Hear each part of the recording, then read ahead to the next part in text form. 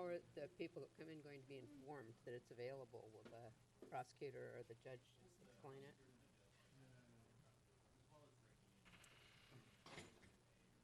Okay. Okay, where's Doug? Call this meeting to order. Council work session. Council work session. Call this meeting to order. Council work session. Wednesday, January 17th. Visitor comments.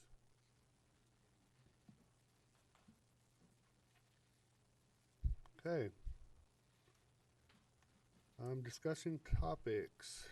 Presentation and plaque on outgoing planning commission, Al Peterson. I see Al's out here today. Right there. Oh. For those of you who don't know, Al has served on the planning commission for, you're going to have to excuse me. I know it's been a long time, but how many years, Al? 2 terms, 8. 8 years. And has been very involved, him and his wife, in the community, and continue to be involved in the community. And this is a well-deserved plaque. So that.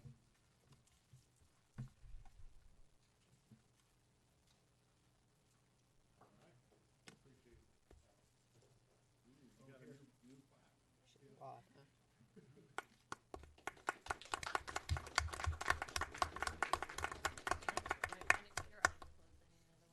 Huh? Your eyes were closing.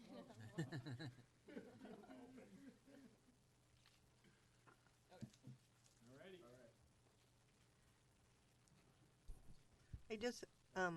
I just having worked with Al before I ever ran for council, Al and his wife helped me. I can't even have a big enough thank you words for how much they've helped me with their expertise, their dedication, and their knowledge of the community, and just all the information that they readily share and freely give to this community. I just can't appreciate it enough. Never made me feel stupid or never thought my questions were dumb, and just always listened and explained it until I understood. And I just can't thank the two of them enough for their dedication and all the commitment they have given to this community. And we'd do wise to have lots more Alan Kanikas in our town. That's all I got. Well said. Ditto. And I'd like to thank Al and Kanika both for their contributions to the city and to all of what they do in the community. Together, they're a great team. And Al, thank you. Thank you for your guidance. Okay. I think that comes from the whole council and Yes, staff. So. yes. All we can say is ditto. Thank you so much. All right. Second quarter communications report. Crystal. Hi. Hi. So this report covers October to December 2017. And I just kind of want to highlight a few things in the report. Kathy, can you flip to the next page? If you look at the totals for this fiscal year so far compared to the entire fiscal year last year, you will notice that we're on track to either very shortly exceed or definitely by the end of this fiscal year, exceed output for almost everything that we've done, which is, we keep trending up higher and higher in the amount of output that we're putting out communications-wise. So we've had some pretty intensive communications work that's happened this last fiscal year, or this current fiscal year. Part of that, thankfully, is due to the fact that we had staff take on some of my other duties that I was performing, mainly the business license piece of it. Unfortunately, that also means that now that we have Jamie out on maternity leave and we'll be training Becky to take that process over, I anticipate during the next quarter that those numbers will drop quite a bit probably, as I've taken on business licensing again, and we'll have to train Becky to get her up and running before she can take that on herself.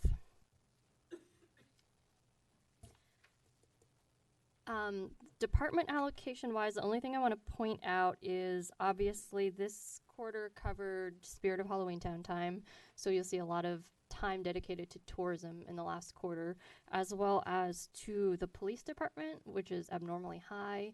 They had a pretty intensive winter campaign that we put together, so that's a reflection of that extra time spent with them. And also, I actually put in an extra 100 hours of work time just dedicated to communications this last quarter compared to the previous quarter. So there was a lot of communication stuff that happened. I'll just let you review, if you haven't already, all of the Facebook stats and Twitter stats. They're all in there. But I do want to point out on the police department's, that one, Kathy, on the police department's Facebook page, their top reach organically for this quarter was 14,000 people, which compared to the city's page, our top reach was 8,800 people.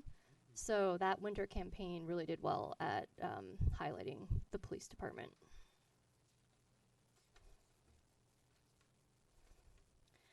And then activity highlights. We obviously had Spirit of Halloween Town.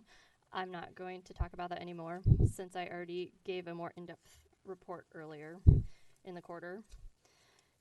The library launched a new book club that we helped to promote. The police department had their first annual, which I assume will be an annual thing now, trunk or treat event on October 31st, which we didn't quite know what to expect as far as turnout went, but it was a fabulous success. There were a lot of people that trick-or-treated in that neighborhood that came from, I think St. Frederick's was having one, and then just came right over to the police department.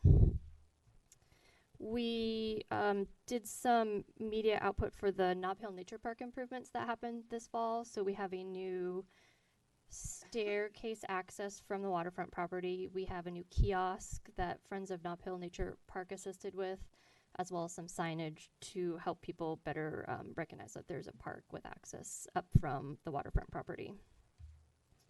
The library, as of January 1st, also just launched new fees and new services to make the library more accessible to more people in the community. So I worked closely with Gretchen to put together a media campaign to highlight those changes and sort of strategically think about how we were going to let people know in the community what the benefits were to them.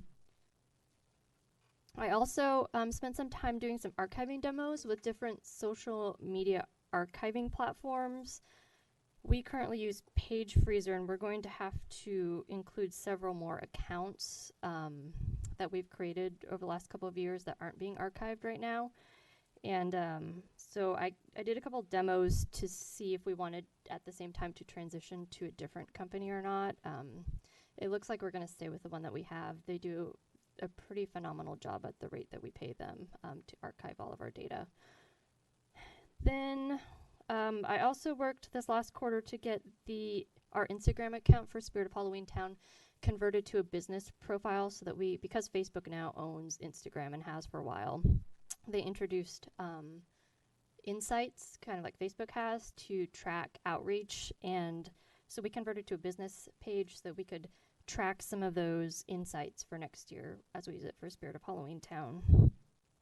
I also reached out to Facebook, and we verified our PD's Facebook account and created a @user handle for their page, which means they're now more easily searchable by people when they Google them or just type in St. Helens Police Department in Facebook.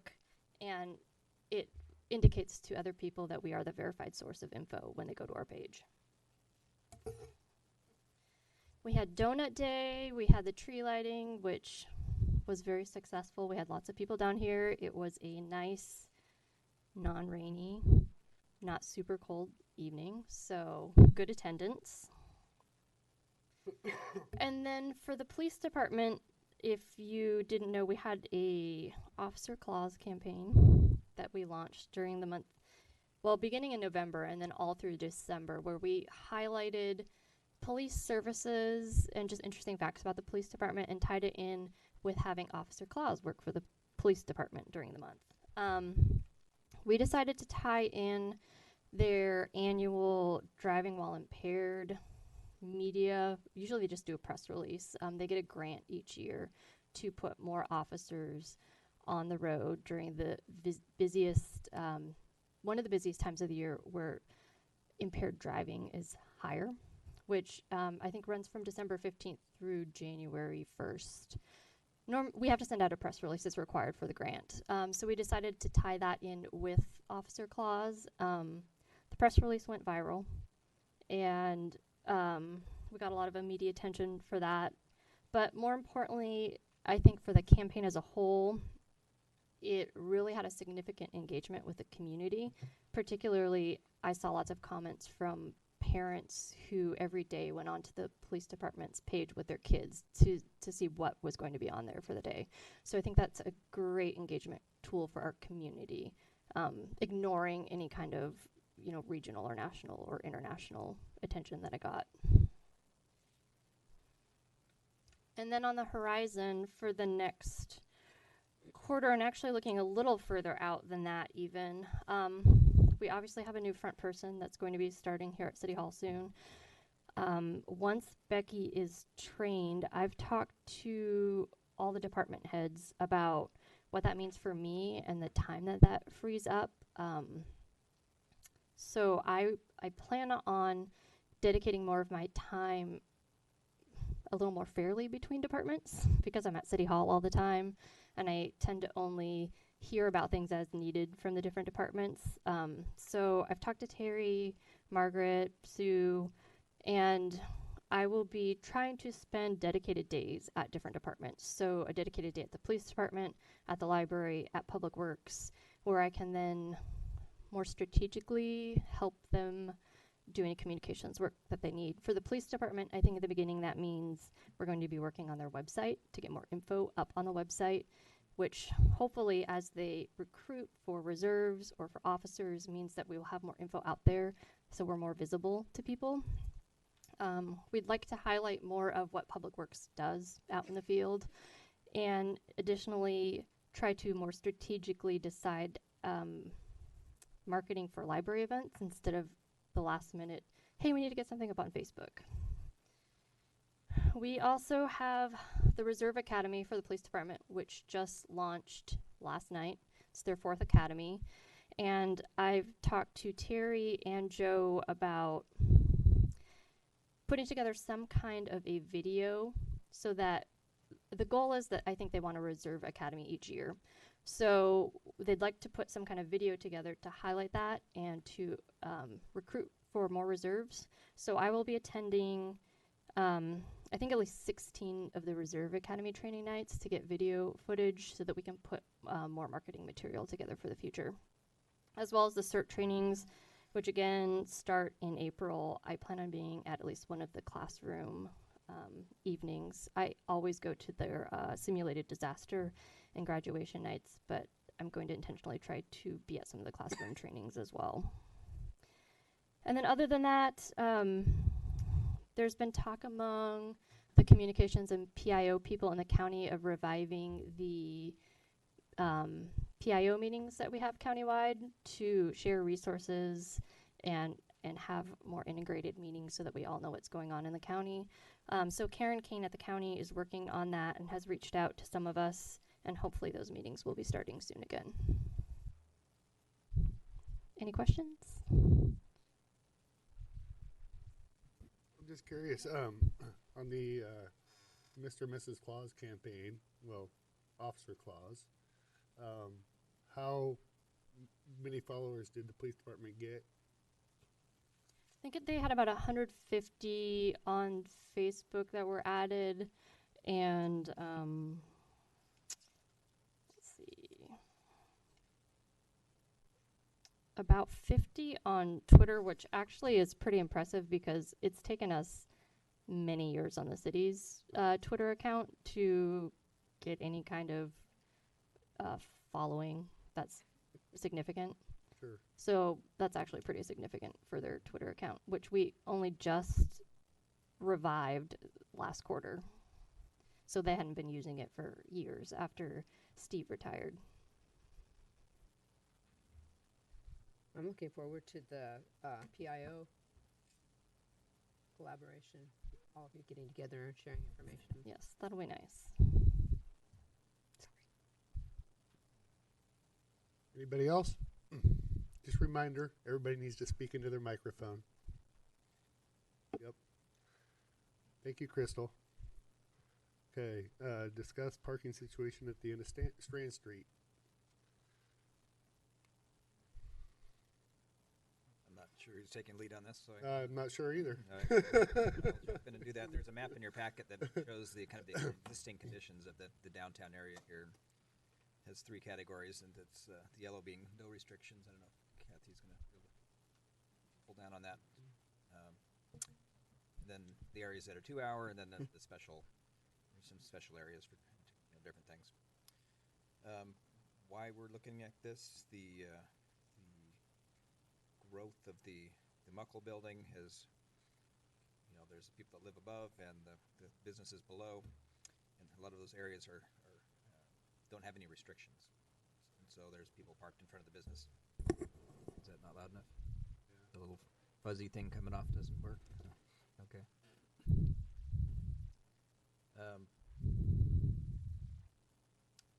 I don't know that there's a specific proposal. We're just talking about the equity of that and potentially changing parking along that portion of the Strand that's near the Muckle building. There was a request from one of the merchants to have 2-hour parking out in front so that it would facilitate customers rather than residents there.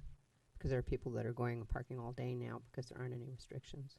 And piggybacking with that, I think the suggestion was to allow with a tag for residential parking so that they're tagged, and police would know the difference between a car that would just randomly be parked there or if it was residents. Now in Portland they do that. They have done that on Northwest 21st and 23rd, where there were huge parking issues with residences between those 2 streets and businesses. And so to work through that, it was a matter of a pass, a tag for residences in the area that lived in that area. Now, whether we can implement that kind of policy, I'm really not certain, but it seems to me it makes sense. And then make certain that the 2-hour parking in that area for the commercial people be policed. So that Yeah, the request was for the area in front of the merchants, and I think currently the residents are supposed to park on the opposite side of the street, and that may be where the problem was happening. They may be parking in front of the merchants. So, yeah, I heard from one of the live-ins there, and he was concerned that, if we were going to make it 2-hour parking, then there wouldn't be any parking there. Right. So I thought about the tags because I know certain people do that, or just have them come in and get a permit that it's on their visor or whatever, somewhere that they can see it. And you're right, we do need to put 2-hour parking all along there, because I know there's vehicles that get parked there, and some of them don't even run or whatever the case is and whatnot, so we need to police that a little better. But And still, they shouldn't be parked right in front of the merchants. They should be on the other side of the street. no, but There's enough parking on the other side. it's only, 40 feet across the street? Mm-hmm. I mean, I could care less about one way or that about in front of the business, but maybe a couple so that they can see the business. But even then, it's just like I have issues about people not wanting to walk. Having A little recently been had difficulty in walking, I lean the other way. Well, we could put a couple of disabled ones there, or definitely something like that. There, I think there's only one right now. Oh, anyway.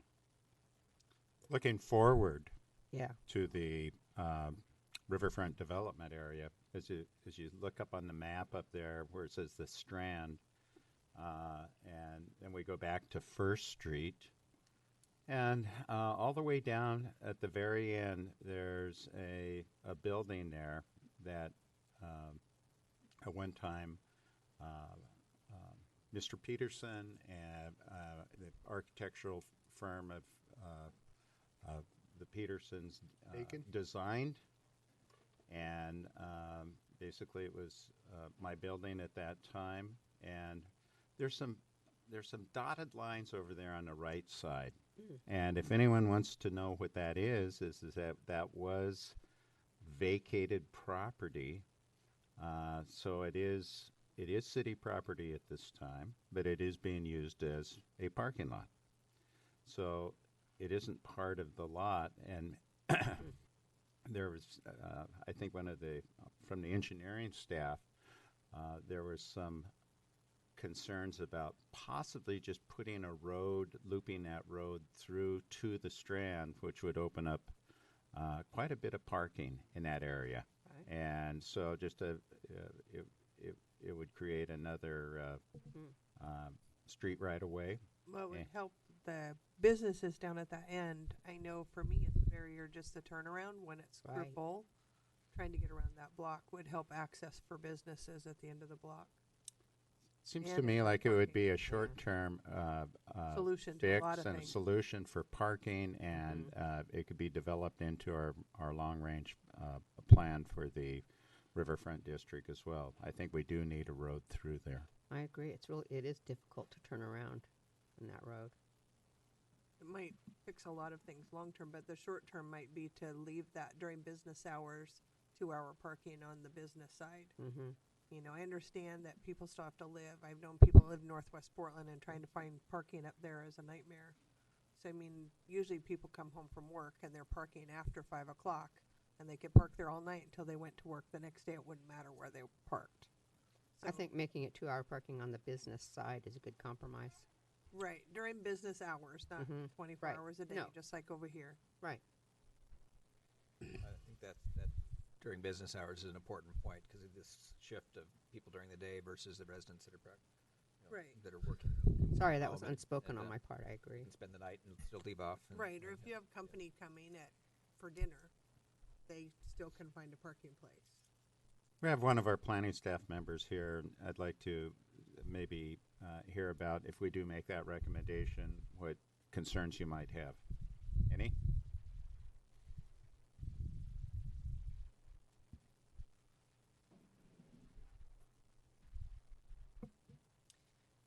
You're talking about the right of way at the end of Strand, connecting that up. That's the recommendation you're considering? Yes. just on the um, business side. Yeah. Yeah. I would want to look at the width of that right of way to see if it was even sufficient to have parallel parking, since that seems to be what you're looking at providing. I don't Actually, know. it started with talking about 2-hour parking during business hours in front of the merchants on that side, on the one side, Strand Street. on Strand. This is just changing the sign. Yeah. So The angled parking is fine. I think it would be consistent with the rest of the Muckle building, and I think if you're getting complaints from business owners that it makes sense on that side. Thank you. I'll go back to the concern that I had on the area that was vacated at one time. It's 40 feet that had been vacated from the city. So the city retains it back, and it also has the 40 feet that Boise Cascade vacated on the other side, making it an 80-foot right-of-way if so be the nature of what we would put a street in. Would it be 80 feet? Would it be 50 feet? But there would be as much property as you wanted to use for a road that goes from First Street to Strand Street, and utilizing that area that's in Marks there. So It would improve the circulation. Yeah, I mean, I know the framework plan also talks about the connection between Strand and First Street, and whether it's in that right of way or whether it's further down. I mean, I think that's we don't know yet. my point is that is a city-owned parking lot at this Yes. time. It is not a private parking lot like it looks like. Correct, yeah. And the exact width I would want to verify, but It's 40 feet right now, of what is fenced and what's gravel. yeah. So I'm just sitting here listening, and I know our businesses and our residents don't have a problem. And I know you guys aren't a big fan of it, but I've been saying it a couple times. Tear down the fence, at least to the corner of Strand, and make it parking on the opposite side of the logs. Put some gravel, very inexpensive. We own it. All we gotta do is tear down that section of fence Well, how far out would you push that? to the end of the fence, to the end of Strand. No, how far out would you push Well, the if- logs, where the fence is? How far out would you? So on the opposite side of the road, you could actually park. You got the parking, but you could actually park nose to nose that way too. So you'd have a whole nother row, Right. single row. And that would be an additional 10 feet or 15 feet or? Probably, if I mean, I could even see it probably being there for a future park too. That parking, asphalt, of course. But I'm not an engineer, but we own that property. I mean, it's an easy fix is to pull the fence post, and throw down some gravel, and we have a bunch more parking. Another issue then for our staff member, Jen, did you hear that proposal? To tear down that fence and increase the parking on the other side? I'm sure that some plans have to be drafted up before we do that and then incorporated into the master plan of the Riverfront District and the parks. So is there any way that we could ask you to get that back to us by chance? I think I'd want to punt that question to John to just see if interim use of that site for parking, I mean, I know we've used that for parking for Halloween Town and events, but we've never really broached the subject of using it for parking all of the time. Would you like me to comment? Yeah. So, if we're looking at an interim solution, the connecting the Strand back to First is probably pretty simple. It's a lot of that's already paved. There's fresh gravel. There's, I think, It's there. hundreds Yeah. and hundreds of yards. 30 of gravel. feet deep. And just coming out, heading south, and then and turning west, and whether it lines up in that right of way with the driveway would be really easy. There's a lot of opportunity for parking. If that's the issue, is just a short-term solution for parking. That's probably a pretty inexpensive and interim type of thing. So Expanding the Strand towards the river is going to be, it kind of drops down there. We already have parking there, so it kind of changes the dynamic if you're coming around the back and having more. The design would be. Yeah, basically, I was just saying, open up the gate and let them pull in and park. Well, we do have- wouldn't be a gate. Second Wouldn't be a gate because proposal. their fence would be gone. Sure. But we do also at the same time have plans for using that as A park? event Yeah. Yes. kind of space. Real soon, so. Connecting the roads would make parking easier too. Yeah, that, First to Strand.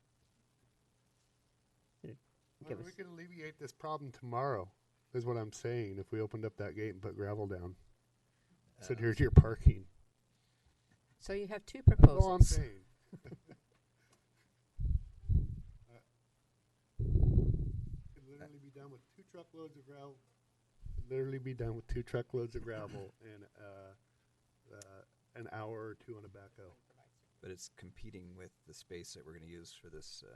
Well, it's just a setting up. temporary problem to Yeah.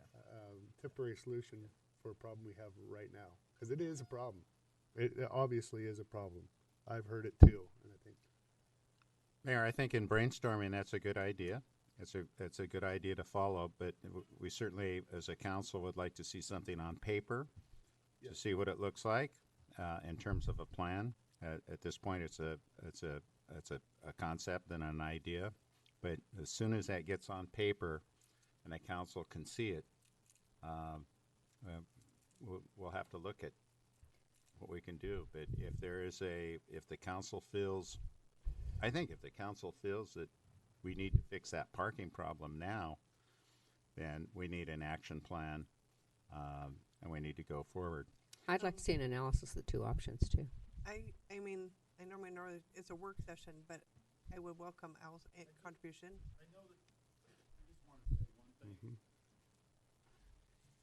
I just want to say one thing. You guys do have an urban renewal Mhm. meeting tonight. Right. And whatever you do there, even though it's temporary, it does have some repercussions on the urban renewal plan that we spent a lot of time developing. And I think that some of the comments related to how you know, if you tear down the fence and you move it over so that you can capture that street, even if it's temporary, you might want to go look at the urban renewal plan and go ahead and put that little street wherever it is, more or less where it is on the urban renewal plan. Yeah. That way you have people used to the idea of, okay, we actually put a temporary street where we think we want a street. Yeah. And looking at the urban renewal plan without just doing a knee-jerk response to businesses, which I understand their concern, without understanding really what you're planning for the future. So that's my comment. And it's timely because you have your meeting tonight. I think that and the 2-hour parking request are two different things.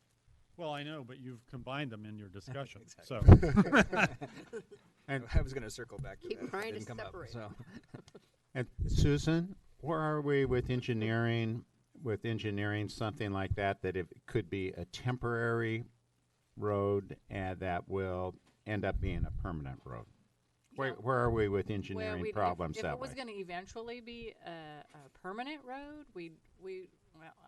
one thing I'd need to know whether we can even excavate there.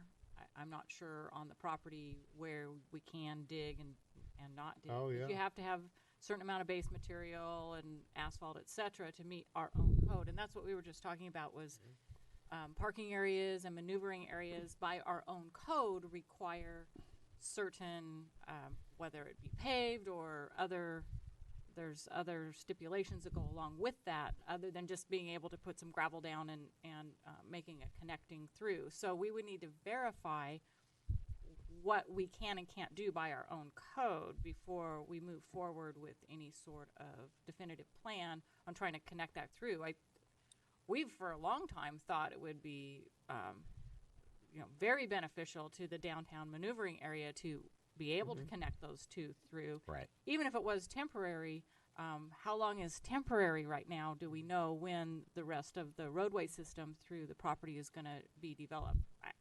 I can't answer that at this day. So is temporary 6 months? Is temporary 6 years or 16 years? I don't know that. So it could still be a very beneficial project to be able to connect those through. But yes, then going back to the parking, two different things. Yes. That's easily solvable depending on how you want to set up the 2-hour parking. One thing that has been changed that doesn't show on that map on Cowlitz Street going down from where the Klondike is shown there, going down towards the Muckle Building, and it's just got some dashes to that intersection at the Strand. That's all been marked now as 2-hour parking, that whole side over there. Because there were some question marks. Yeah, that little area right there. Right in front of the Muckle Building on Cowlitz. So that's all been signed now for 2-hour parking, except for the handicap. So we could just take it around the street.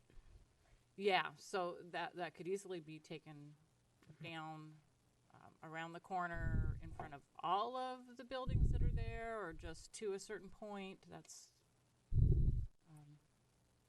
whatever we want to decide. I also have a question at the end of Strand. We have that little bit of green space that is, there was parking and then it goes into about the last 40 or 50 feet, probably about 5 cars that could park there, that can't park there right now because of a little green space that's telephone poles and it's built up and it's got a tree there. That's all. Dogs allowed. It probably does say no dogs allowed. I don't know.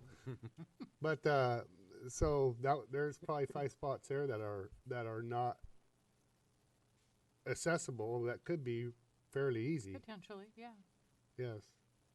And then I would be curious of how many are on the other side of that gate. If we could get maybe a measurement from staff and an answer on how many spaces they would think would be available from not the rock side where the foam is inside that gate, but the other side of the gate to the end of Strand. So on this map where it says NS, I wrote that. It just means they're not striped. So they kind of are striped until a certain point, kind of around the Muckle building, and then they're just, people park there because they just continue the trend. But I think striping them would be a good course of action, just to go along with maybe the 2-hour parking signs that are going to be added. That way we know exactly where you should park. So it's kind of, you're getting the most efficient use of that space.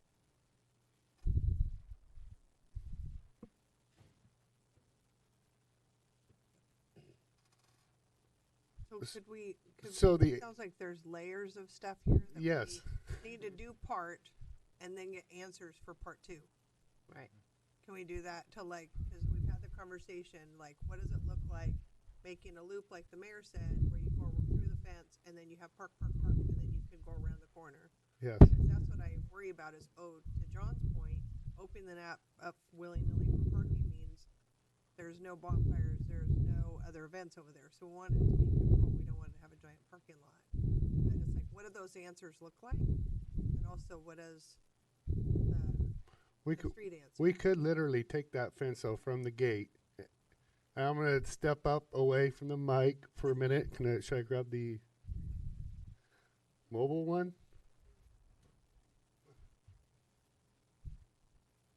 You're talking about just opening up the Cowlitz gate here, Cowlitz entrance. Check one. Okay. So what I was talking about, because we're closest to this map. Yes, Cowlitz right here. We have some spots right down here that are not available. That could be easily accessible with probably not a whole lot of work. And taking this fence, even if we took it right here, pulled them all, and just stretched the fence like this right here. Because we have up to that gate, even if we had to add that gate, utilize the same fencing, have Public Works just move it just like this, and you have parking right here, and just let them come out Cowlitz. So you still have the majority of the area fenced. That's what I was trying to suggest. So are you going to pave the parking? Not right now Pave it out? because of we don't know how our parks will be. Well, I realize that, but what are you going to do with handicap then access? Because if you Well, have- you have to handicap have- will be by the buildings. I believe by code it has to be paved. Yeah, that's kind of what I was thinking because of Great Cliffs Well, Waterfront Park when we went into two- that issue down there. 220 a square foot, right? Roughly. Asphalt. Is it more than that?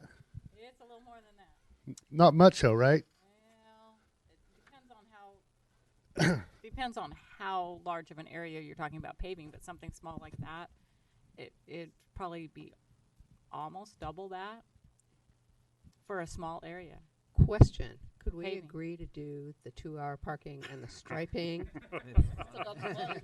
And then have staff report on the functionality, Perfect. rest of it? Yes. So, Options.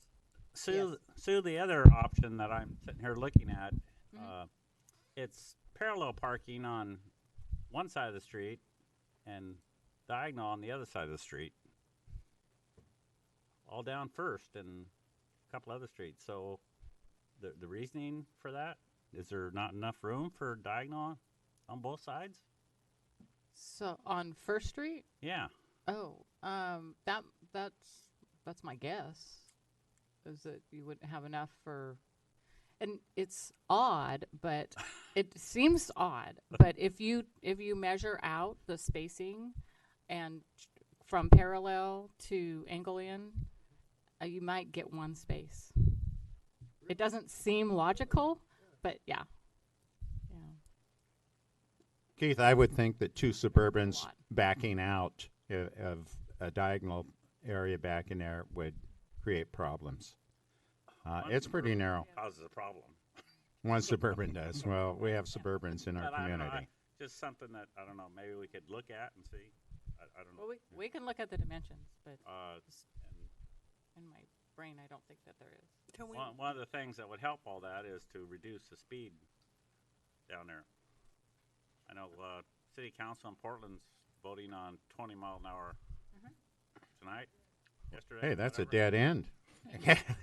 You better be going 20 or No, less. I mean, First Street's not. No one's gonna enforce it. It is? Mm-hmm. Not the way Keith drives. Boy. No, never mind. I'm not going to comment on that. I very rarely drive down here. You know, the parking issue aside, the connectivity of the turnaround as Doug has proposed would make businesses on both streets more viable. Because it's a dead-end street, you can't even see what's down there. I just think that we need to Al's suggestion, pull the urban renewal, look at where that street is supposed to be, look how close it is, and see if maybe that's one answer that we can't move forward today on. Isn't that But we subject? can answer some stuff and start moving forward. I heard Al, but I was just thinking, and I didn't want to. Isn't that subject though to kind of maybe move with the development? Yeah, it's Solid draft, yes. yeah, that project is an urban renewal plan. However, the exact alignment of the street, we don't have that level of detail yet. And we have the framework plan, which shows the general area, and even the proposal that we have shifts that over a little bit, which we're not done yet. We'll negotiate that out to the city's best interest, but we're very premature in a permanent alignment, I think, at this point. So Looking at Jacob. can we go back to Susan's original proposal? And that was allow 2-hour parking in front of the businesses on the west side of the street, and over on the east side, give permits to those people who are residences or mark their car for some kind of permit for overnight parking. Are you recommending getting a staff report on that for our next meeting? I'd recommend the staff give us a report on that and see if it's a doable thing. I recommend the staff do all of those things, do research on the planning and everything that we've talked about It seems like the 2-hour parking and the striping we can move forward on faster. very quickly. Sure. Now, do we need a motion or a consensus on that so that it happens? Well, and can I add? No A motion. motion. Just a census.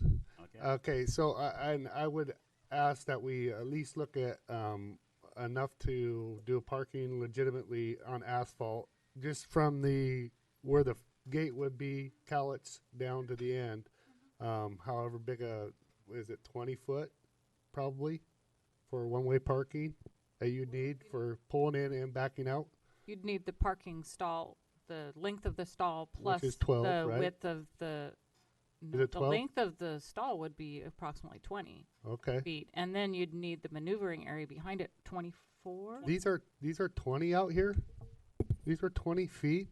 So a typical parking space is 9 by 18. Okay. Unless it's parallel, then it's up to 22, 24. Yeah, this wouldn't be something like that. parallel. So in the case of a parking lot, 22? I think that's 22, okay. In the case of a parking lot, let's say you have 90-degree parking and you have two-way vehicular access. Our standard is 24. The other thing to keep in mind is that parking lots require improvements just like other land development, which includes landscaping, buffering, We got that, the park. stuff like that.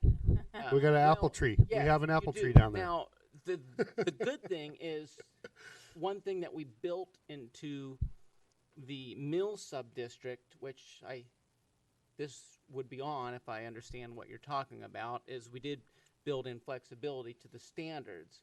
And so we would have to finagle with that if we were going to put in quasi-permanent public parking. Of course, I use quasi-permanent because it's probably going to be developed, but I'm sure it'll be more than a year. And if it's more than a year, then technically we consider it permanent. So Okay. it's just like Council Carlson said, there's a lot of ingredients to this recipe. It's not your exact words, but basically it was. It's like do the 2-hour parking, stripe the stuff, and come back with other. Yeah, do the 2-hour signs and then stripe the slots like we need to, look at the end where it's not marked, where people can't park, maximize what we have, and come back with options on how to improve it from there. Well stated. Thank you. Brainstorm your own ideas while you're doing it.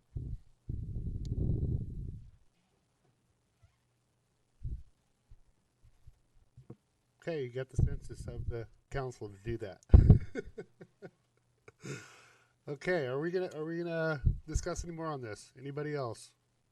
Any last comments? Okay.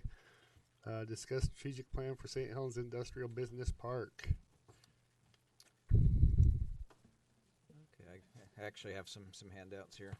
That was kind of a sneaker, wasn't it? No? Yeah, it went on a little bit longer than I thought it would. Here's two more. Yeah, you can put them in your Hey, Doug. exactly for me.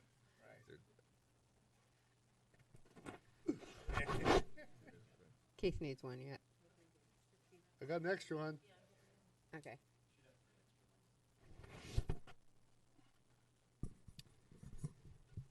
So this agenda item is intended to be about the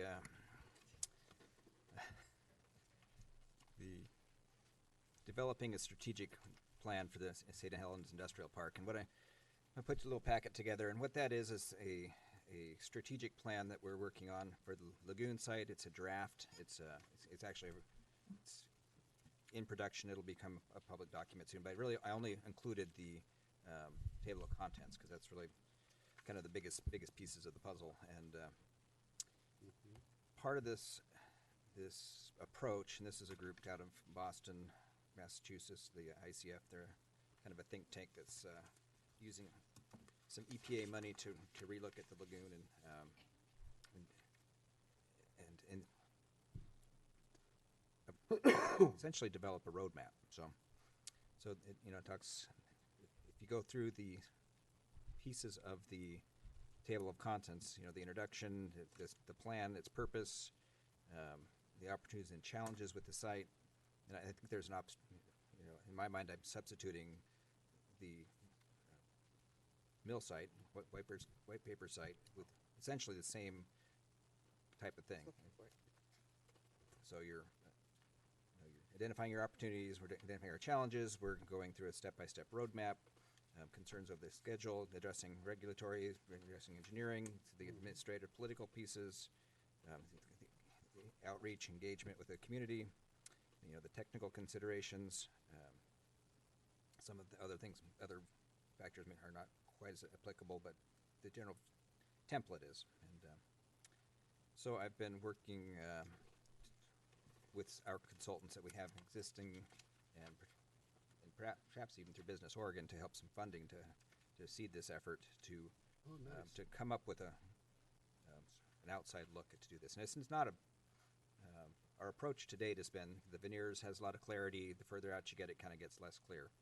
And we've done some work on the veneer site. We've done some work on the lagoon site, the white paper site. We've conceptually done some renderings that weren't based off nothing. There was that was, if we reel back to the SDAT, the Sustainable Design Assessment Team, in their visit, they actually made some recommendations for the site when they were here. And it's really surprising that the veneer site and the final design came out pretty accurate from this team of experts that had this short visit in our community. And I actually included those in this packet of information here, right out of the report from the SDAT, and that's all off our website, though. But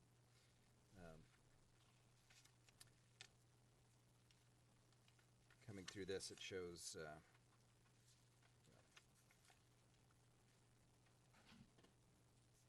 surprising amount of residential. There's a residential component. There's some. That's what I was looking at, was how much residential they had on. Yeah, they had quite a bit of residential, which that's their short look. And they do, if you read the narrative there, it talks about if you want an immediate, what you could do now kind of thing, that would work. And I think we're looking a little longer term for job creation and things. So I think that focus may be off a little bit. But I guess my point is that have been looking at that issue of what it might be, how it might connect, those types of issues. If you also turn the little league fields into like major league fields. Yeah. Anyway. One of the last pages shows the conceptual site plan that we're working with right now. It's based in part off some of that SDAT and other perspectives from landscape architects, but it's really not well founded in the market. We haven't done the market studies. We haven't done the and some of that's more policy decisions. It's whether you want it to be more residential focused to meet a residential need, or we want it to be more job creation. We can make those decisions without. We know that there's a residential need in that. There's as much residential would be there, but are we shooting ourselves in the foot for job creation and bringing people? Yeah. Look,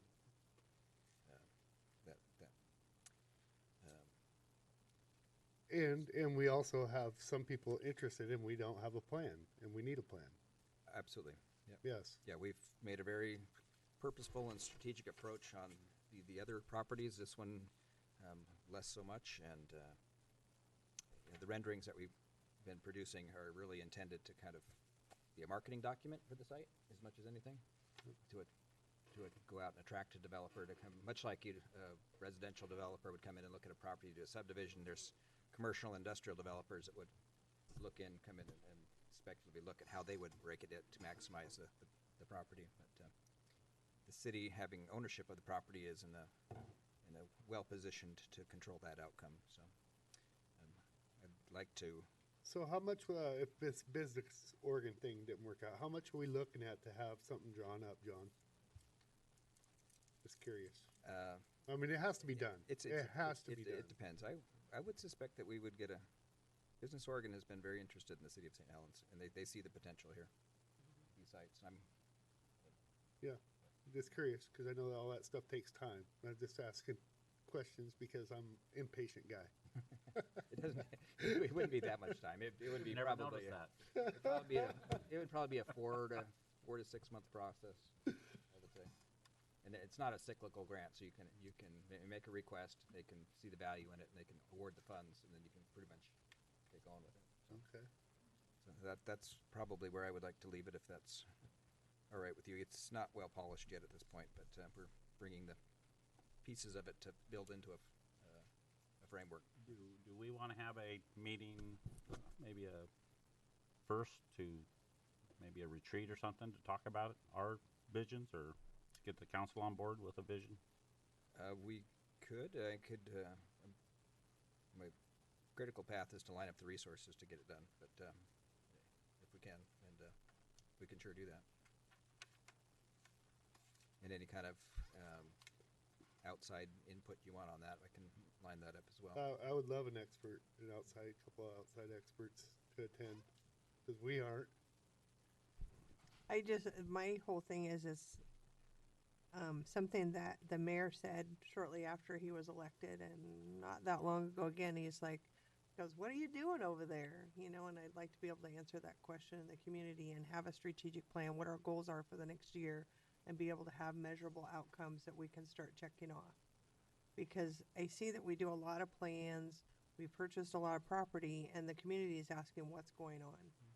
And if there's nothing on paper and no public place for them to get that input, I want to go out there as we've moved on step 1, we've moved on step 2. And it's just really gray to me. And if it's gray to me and I've sat in every single meeting, I can imagine it is for how it is for our citizens. So that's, my hope, and it seems like this is a start to that, to where a year from now, we will know where we are. That's all I want to know, is that we're moving forward. I see a lot of work, but I don't know then you have experts come in, like CCET, and well, you're not marketable yet. And it's like, how do we get there? How do we get on that path to where we are marketable? Yeah, 300 acres. 300 acres, up to 300 acres, takes some time doing, and it takes some digestion of ideas that are thrown out there. And a lot of brainstorming has gone on to, up to this point. And I think it's been good brainstorming. I think it's been a good activity. But I think I agree. Now's the time to start to dig in and figure out exactly where we want to go and get it down. I think this is a good start. And hopefully we can go from here. Yeah. And And it's 204, Doug. if you count the lagoon and you count a few other things, Yeah. I think it adds up to be close to 300. Okay. So, any, It is adjacent to 160 acres of port property too, so yeah, there's, exactly. there's the other side of the creek, so. Okay. I just thought. Well, whatever. Yeah, no, there's a lot of opportunity here, so. Yeah, there is. I just, we need to first find out from our tenants that we have what their future plans are. Well, and that certainly has created a situation that goes against timetables because we're relying on different state agencies now that we didn't really anticipate that we would be relying on, the OLCC in particular, of what can happen with that area as it develops, and what kind of permitting processes that the growers have to go through before they go forward. That's been a kind of a quagmire for us, hasn't it? Well, I don't know. I mean, it's added more time to it. I don't know whether it's changed the vision or not. And then I'm also talking about Cascades, Yeah. their vision also. I was thinking because about Cascades. Right now, they're using an awful lot of property that's not theirs, and they need property. They're going to have property. So, yeah, we need to have those discussions with both groups about what the real vision is. Well, going back to Jenny's point, it is about time. Yeah. Because Oh, absolutely. Yeah. Yeah, it just, the months keep And- rolling by. Well, And- and I was going to suggest that we do go ahead, because that is, the faster we go, the faster we have money coming in from that site. Mhm. So, absolutely.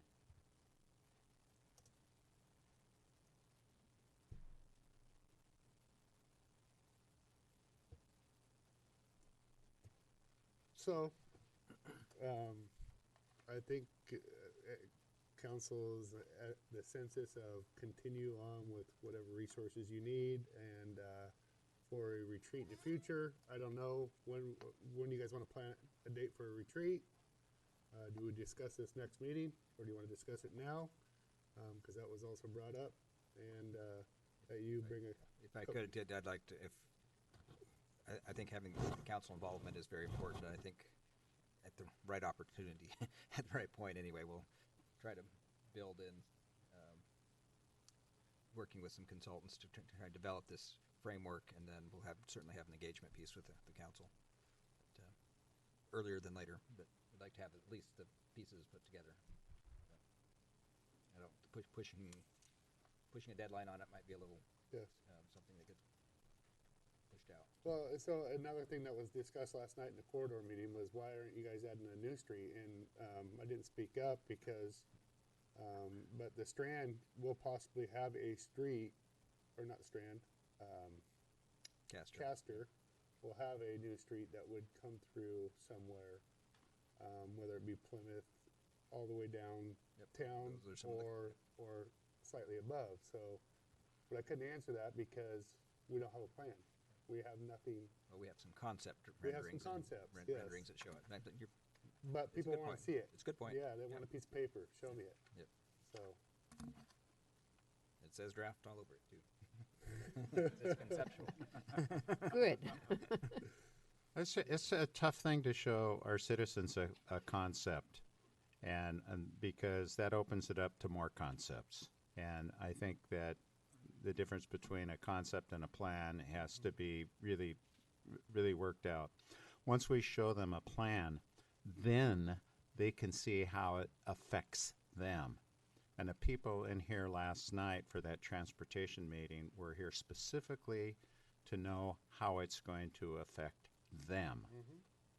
And there were a few people who were interested in how it would affect the city overall.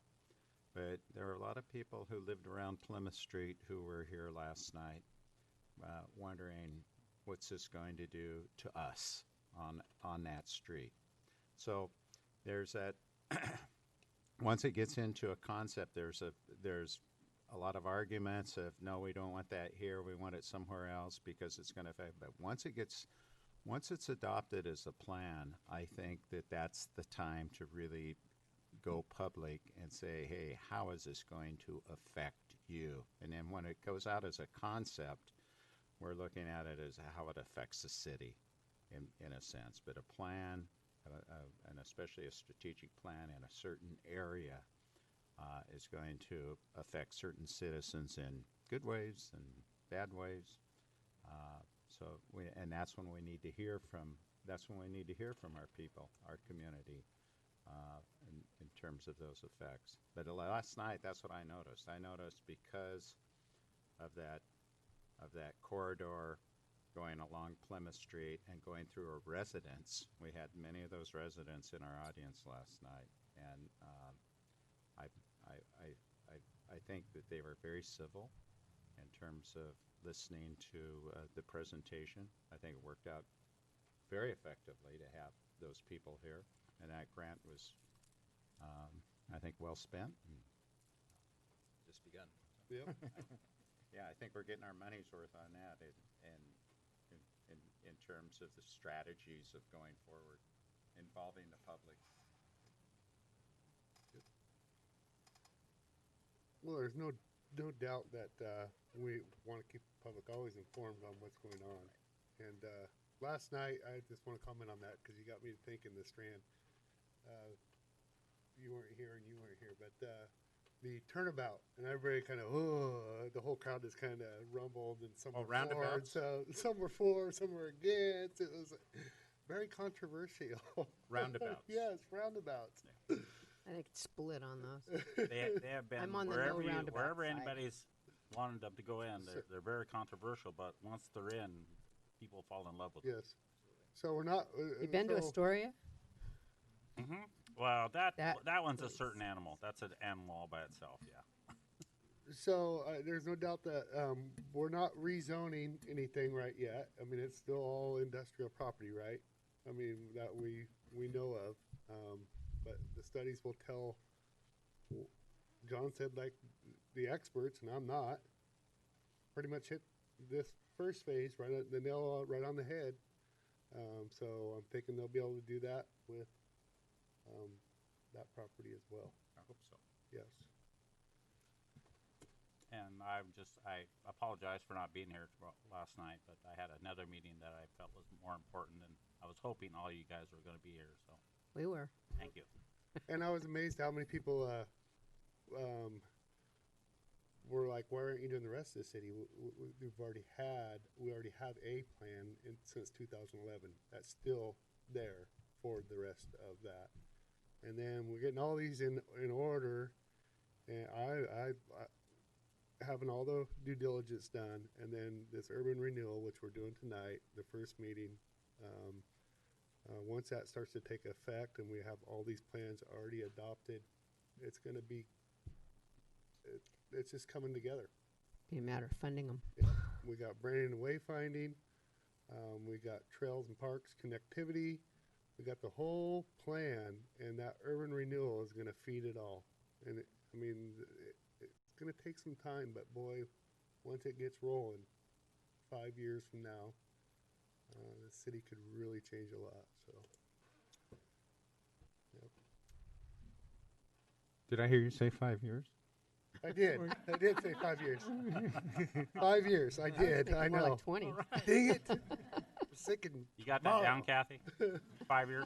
well, I mean, the way Mayor the way the urban renewal works is that it feeds itself. The more you build, the more improvements, the higher the taxes. It feeds itself. So, yeah. We hope. Yeah. I'm optimistic. I'm always optimistic. You'll find that Pay it out off about me. early. Yep. Act as if, and it will happen. Okay. Any more discussion on this? Nope. Okay, discuss creating a recognition program. Jenny, this was a good idea. a very good idea. I'm looking forward to. Well, I think that we could do, there's two philosophies out there. You can punish people for not doing a good job, or you can reward the people that do great work. And you kind of spurred it more where maybe it's not just exclusive to the city, maybe it's a community effort. Maybe if anybody, that we should be recognizing any great servants in our community, people doing great work. You turn on the TV or open the newspaper, it's a whole lot of bad news. Yes. So it's nice to lift up those folks that are doing a lot of extra stuff. And I don't know what that looks like, whether that's, letters, space in the newsletter, space in the Gazette, what that is that honors those people that go the extra mile, that do more than what's expected. Every city employee works very hard and does a good job, but there are some city employees that clock out from this job and then give us another 20 on Main Street. And it's like, nobody sees it. They don't do it for credit, but it'd be nice to pat them on the back so people know that it doesn't magically happen, but those are volunteers doing that. The city's not paying for that to be done. Someone just took it upon themselves.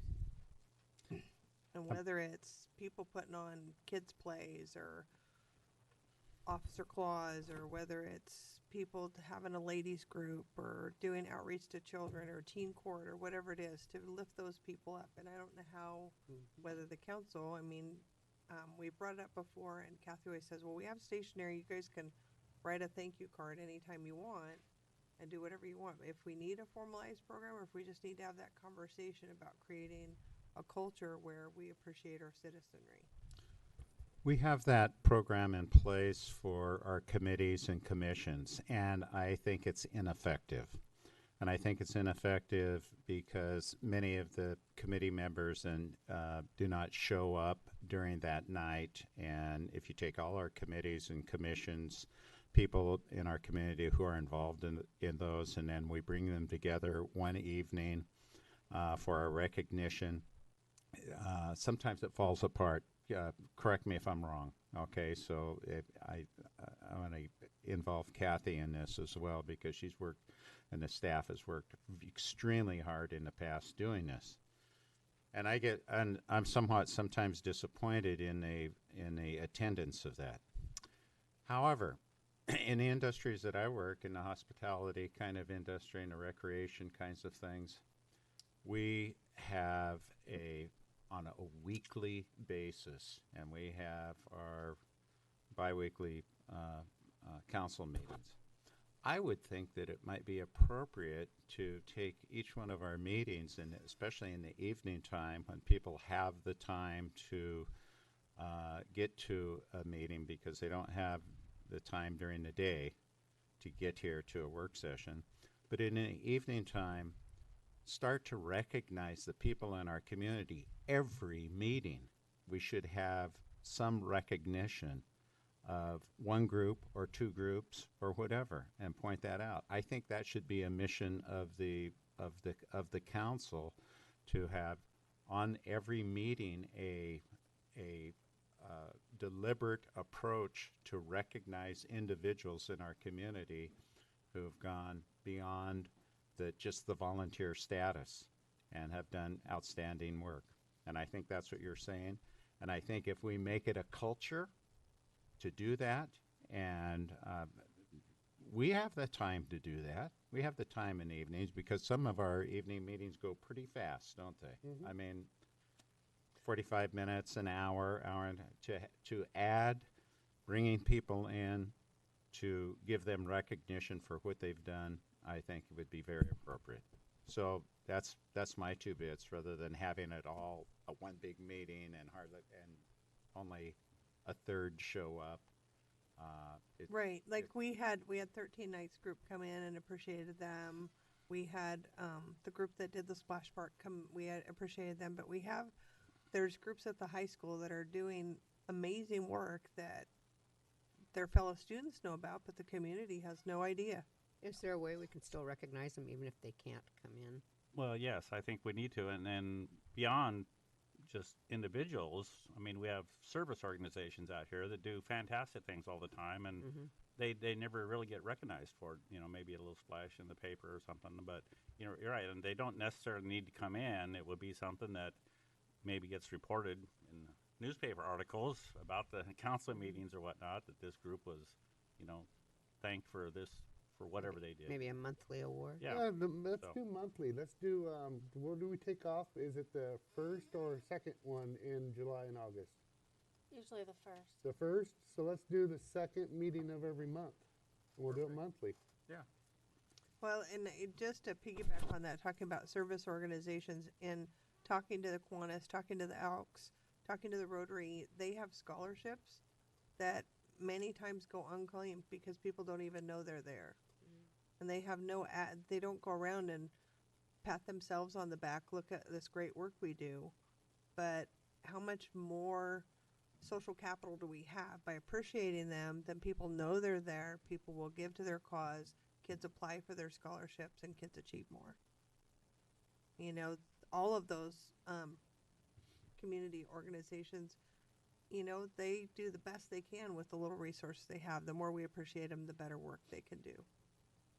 When you talk about appreciation and having them come in, are you talking about just giving them a certificate and just Yeah. publicly recognizing them? Yeah. Yes. Okay, so not some snack spread or? No. No. No. Okay. No. Okay. We're just talking, you know, a photograph, a certificate, Snacks? pictures. Did you say snacks? I think that's a good but I idea. I mean, it would be cool too. I mean, our communication person is not here and give a report, but it's like, it could be part of the newsletter. It could be part of the Gazette. It could be, you know, look at what the PUD has done with Community Heroes with every single month. It's like, we have a great community that's super connected and really cares a lot. And we just need to start lifting up those elements that will give people encouragement to be like, it's worth it to keep doing it. I think the contact person for those would be the committee chairman or the person who's in charge, and then make certain that you leave it up to them to get all those individuals here out of their group. And I think that'll work. I really do. If they know that they're going to get recognized, they'll be here. So I think that's a good idea. I really do. And we could move our committees and commissions into an evening kind of thing as well, rather than an entire, that could, maybe we could talk about that later on in terms of how you feel about that. Because you've put that together. The staff puts that one together. I agree. I think I like where you're going with that. And we do that, and we also do, at that point in time, an annual of all the candidates every month, whether it be a citizen or a business or whatever. We pick one of the year at that meeting where maybe we highlight the commissions and stuff like that, and actually do a real good food banquet, something classy. Well, it's always been classy, if Kathy has anything Yeah, to do yeah. with it. Well, It's disheartening when So, people don't come. I would like to make a recommendation that we go ahead and print up a certificate for Spud and Leona, the owners of Ace Hardware. After 43 years, actually tomorrow they are retiring. They're actually out Saturday, but 43 years in this community. And I remember that they had, back in the 80s, they had a sale where they're going to give away a 30-06, a wood lathe, a bunch of lists on an item, and people camped overnight. This is back in the 80s on 17th when that was their first store, and people actually camped out overnight to be one of those people to get some of those items, and they just gave it away. What'd you have for food that night, Rick? Actually, it wasn't two of my older brothers. One got a 06 and one got a wood lathe free. Pretty cool. Free, completely free. So they've been very community orientated, and they do a lot. Well, they give to all. I mean, they sponsor Everyone. a lot Yep. of activities. Yep. That's a good suggestion. I think Hopefully we can go with that. it's a good start. And would anybody It's a be very willing good to way to start volunteer with me to run out there tomorrow around lunchtime and present it to them? I thought you were gonna do it at a meeting. Yeah, we're gonna do it at a meeting. Next meeting? Yeah. Okay. Well, second of the month, Yeah. right? Let's do it. Okay. This was the second month, that's why I was making the very first, but He was See, I'm trying to hurry impatient. it up Yeah. because we're January at the second meeting, so we'll just make it effective in their January. yes. Is that what you want to do? Yes. Okay. And then we'll come up with somebody else for February. That's what I was. To be exactly was- timely. Yep. Just Okay. tell Spud that we're gonna tax hardware stuff and they'll be here. No, I was just thinking we could go out and present them with it. Right. Do we need an extra hammer or anything? I think going to their event for the, given the situation, I think it's appropriate. Sure. You know, I think it's appropriate and it's nice to have city, have the mayor come and say thank you for your service to our community in their space. Because you see. Matter of that's fact, what you do. they're Like- giving to the community too. They're having refreshments and everything. Right, else it's out like, there as well. you What know, time we're is here their to thank event? you. Oh, I thought that was last week. No, it's tomorrow, right? One of you girls wrote about it. Julie, I think, didn't you write about it? Spud and Leona, Ace Hardware. Ace Hardware. He goes by a different name, his legal name, but he's. Their community event, their community Retirement. so long. I think he's been there every day in the But on last the week. certificate, Hmm? that's how we know him. I think tomorrow's actually the refreshment day. Probably. I'm sure of it. And then, I don't know, I just know. Yes. Spud and Leona. It's in the paper. yes, it is tomorrow, for sure. Tomorrow at what I- time though? Do you know? I thought, I'll try and I'm make gonna it. say 10 to 2, but I know they're gonna be there till Saturday, so they just asked everybody to stop in and say farewell and stuff too, so. So I want to be a little bit of a devil's advocate. This could go really very successful. Mhm. So who is it, the council itself who decides who's going to be the one that's recognized? And how do we go about, what if somebody in the community wants to nominate somebody? Are we going to have them fill out applications?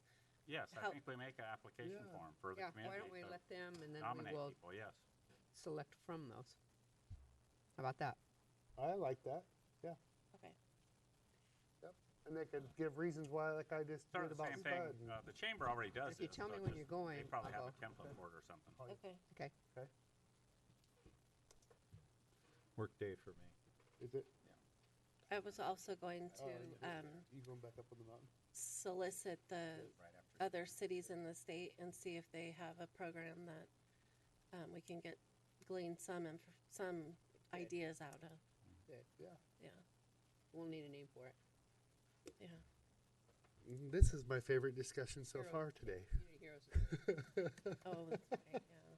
It's all positive. It's fun, yes. Okay, good. Okay, so any other points on that? That is, that's my favorite discussion today. It's a fun day. Great. Okay, department reports. Sue? Ah, So fast, transition so fast. We've had a lot of people out sick with the wonderful flu that's been going around, so been a little short-staffed for the last couple of weeks. I'm trying to think if there was anything specific going on at Public Works that Neil would want to report about. He didn't fill me in on anything. He's out sick today.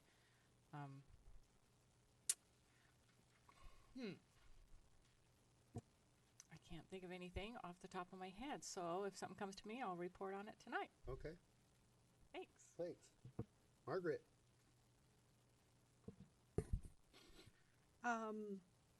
There are a number of events coming up at the library at the end of this month and early next month that are worth noting. We have a program in partnership with Oregon State University on Wednesday, January 24th from 6:30 to 8. And it's titled Thinking of Spring, Everything You Need to Know About Seeds. So you can come and learn about seed starting, seed selection, and seed saving. It's free to anyone who's interested, and it's going to include topics such as hybrid versus heirloom seeds, good planting techniques, and seed germination problems. During the month of February, we have, for 2 years now, and this will make our 3rd year, had a recycled book art show, and that's where people take the pages and covers of old books and transform them into art, or repurposed books, as sometimes we call them. And we've had some really interesting submissions. Someone made a purse out of an old book. Sometimes people make collages. One year, Crystal made a really handsome piece. It was a bouquet made out of book pages that was bursting out of the center of the book. Last year, somebody made a ballerina's tutu and ballet shoes out of book pages. So that's really an interesting show. And the submissions will be accepted on Saturday, January 27th from 10 to 1, and then the show will be put on display for the month of February. And then on Thursday, February 1st at 7 in the auditorium, we're going to have a program on genealogy basics and myths. And we have Tricia Oberndorf, who is a professional genealogist here in St. Helens, who has been researching her own family for nearly 30 years, and she's going to help people who want to know where to start on their family history, or they're overwhelmed by inherited memorabilia and don't quite know what to do with it. Tricia also works very actively with the Museum Association, so we'll welcome her on Thursday, February 1st at 7. I guess the other big news we have at the library is that we one of our library assistants, Becky Bean, has accepted a position at City Hall. Sorry we stole her. Well, you know, Becky is a wonderful person, and we're glad we're going to still be able to see her around the city. You'll be all pleased to work with her. We've had the good fortune of her efforts to really grow the writing community in St. Helens, and I don't doubt that in her off hours she'll continue to do freelance writing and interact with that community here in town. But she's been particularly helpful at the front desk. She's an avid reader, and she has particular reading interests that align with some of our patrons, and so they come to her for book suggestions. So we'll miss having that talent at the front desk. I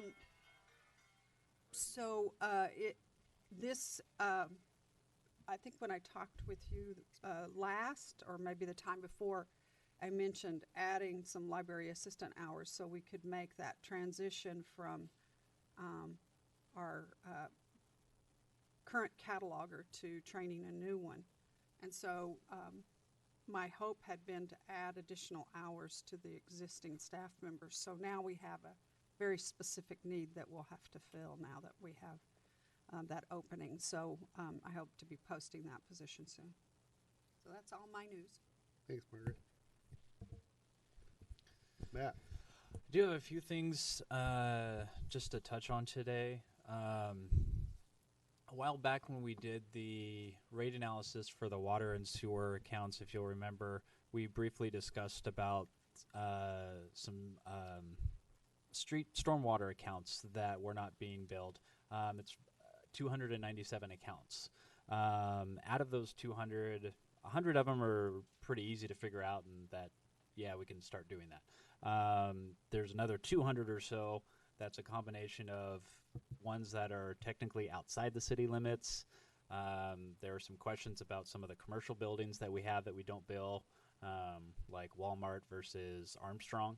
Do you bill them the same, even though, obviously Walmart has more customers using the roads and those kind of things.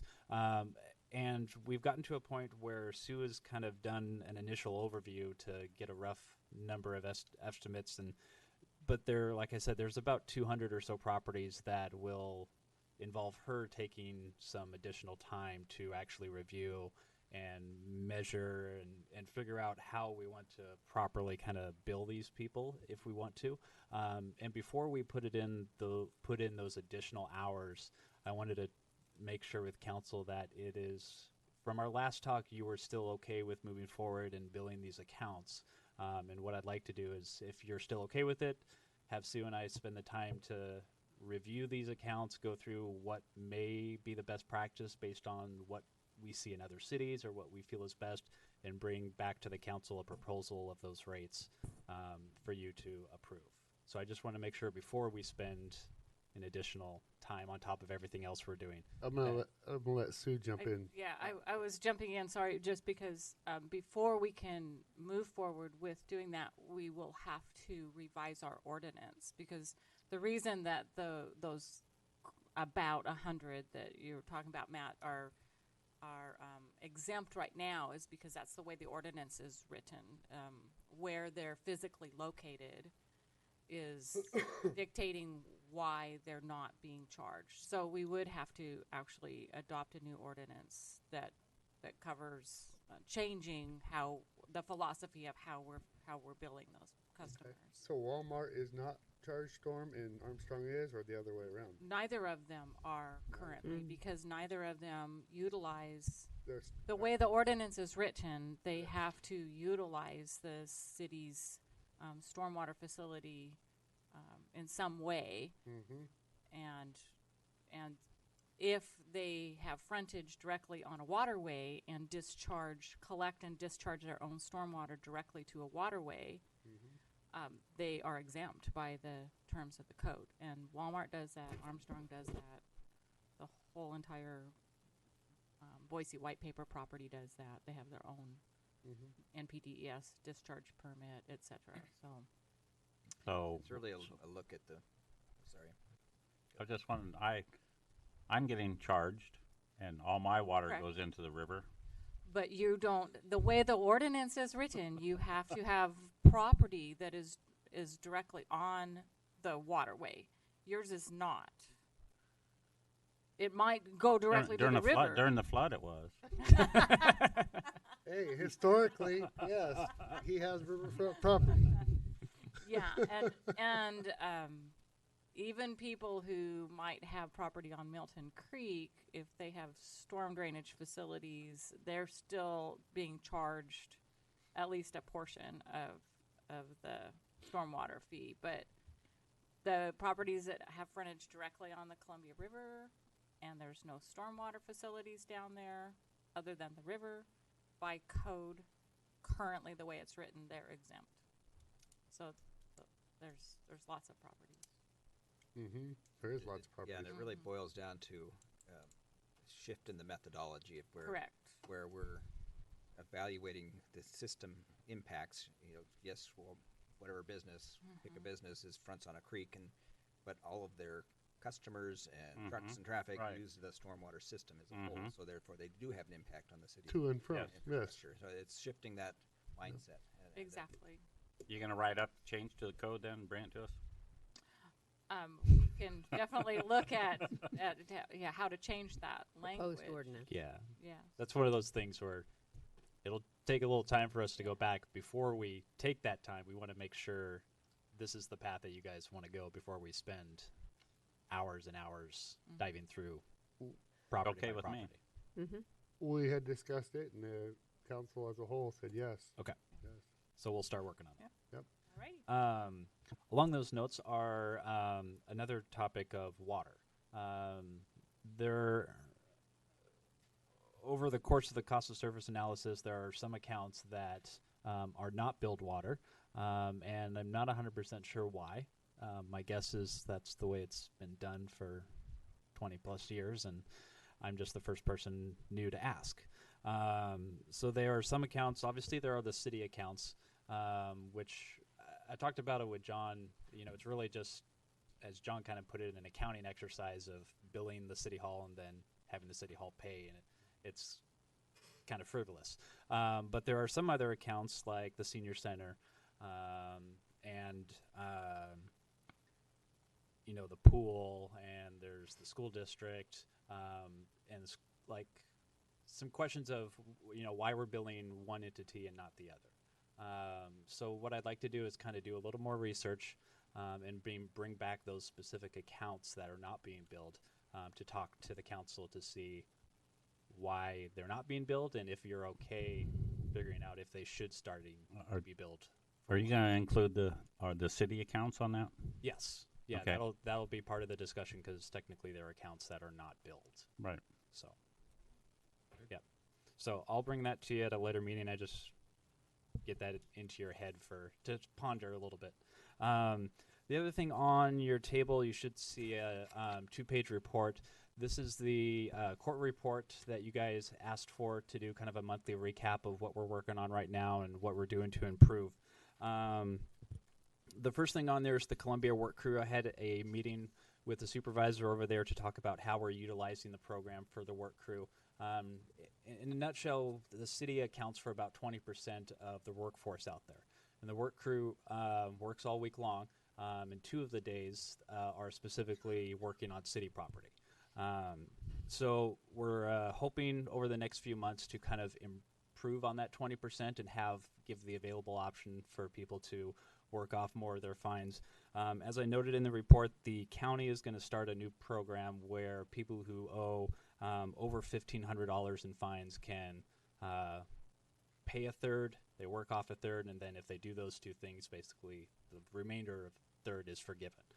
So the city is going to copy that policy and put that into practice here. They've already started at the beginning of the new year. So as we start to figure out who utilizes the program and what those guidelines are, we may shift depending on, is it 1,500, is it 2,000, is it 1,000? We'll kind of play around with that depending on the usage and who takes advantage of the program. One thing I do want to make clear on the last section is our staffing levels for the court department. As you know, we're going to be going to monthly billing here in April, and April, one of our workers over in the utility billing department, usually used to spend 2 days a week over at the courts, usually during working court days to cover the window, process paperwork, data entry for all those things. When we move to monthly billing, April's going to be needed over in utility billing full time, which means the court department will not have a person for those 2 days. And I'm not asking you for a decision now. I'm just throwing it out there for you to ponder for a little bit to let you know that it will be a decision that I throw out to the budget committee to decide for the new fiscal year.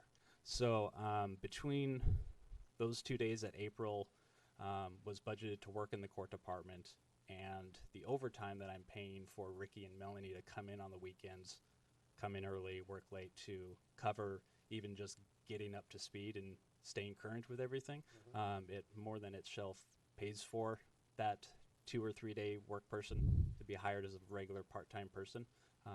But I just want to throw that ball out there for you to ponder for a little bit, and you can expect that discussion during the budget committee meetings. Are there any questions over the court report or questions that I can answer? Okay. Next meeting you'll have, I think, the auditors are going to come back after we finally finished up everything, give their report. You'll also see my quarterly report from the end of December. So you'll get that at the next meeting. One last thing I do want to hand out to you. So I received a phone call from Columbia River Motorsports. They are one of the customers that have a LID SDC improvement that they've been paying. They have roughly about a little over $30,000 that is due in December of 2019 when all those agreements pretty much come due. They are currently paying $200 a month. They have been since 2010. That, I guess, was an agreement that was between John Ellis and Columbia River Motorsports because they couldn't afford the 6-month payment, so they agreed to monthly smaller payments. Continuing on that $200 come December 2019, they're not even going to be close to paying it off. They're still going to owe probably in the high 20,000s. So they are looking at doing some refinancing and restructuring within their business and paying off the city. But what they're asking for in this letter is a 15% concession to help them with helping pay for the fees to go to the bank. He says in his letter that without the concession, which is almost about $5,000 off of the $31,000 that is currently owed, that $5,000 off helps him pay for the bank fees and all the administrative fees that he has to pay for the bank. When the arrangement for $200 a month was originally made, were they given a reduction at that time? No, they were not. No consideration. It was just $200. Correct. It was just $200, and then the assumption was that the balloon payment would be due in December of 2019. And what do you do with other businesses that will be asking Yeah. for this kind of concession in Yeah. the future? That is definitely one thing to consider. The also other thing to consider is December 2019 is not very far away. Yes. And you have 6 or 7 properties, some that are currently paying and a couple that have been paid off already. But you have about, I think, 4 accounts that opted for making no payments until December 2019. So when that comes, December 2019, and a payment doesn't come, we're going to be spending a lot in attorney fees to go So- through the process of having to do this. I understand it's a concession of that 15%. Honestly, you're going to, if it came to December 2019 and you had to go through attorneys, to go through bankruptcies, to go through, trying to collect that lien, you will easily pay more than that in fees. Yeah, But it that's is my- that's- opening the door for it a is lot of opening the door. other- Well, what I think is because I've listened in on a previous, the old PGE building, that whole storm issue with the crippled guy who came in here and Randy fed up here, and one time with me being mayor, that we've always only forgiven up to 1,000 at most was the cap. And I would advise that we go no more than 1,000 if we are going down that road, because we need to stay consistent across the board. Doesn't matter who you are. Mark didn't try to get out of it. He came buying that house and just asked for the lien that was. Correct. We just did a straight transfer of the Yep, lien into his yep. name. Yep. I don't see why the cost of the banks is really our responsibility. That's his request in the letter. So I told him I would bring it to council, and that's your decision. So Is there interest charged on these accounts? yes, it's 5% interest, and that's been going since 2010.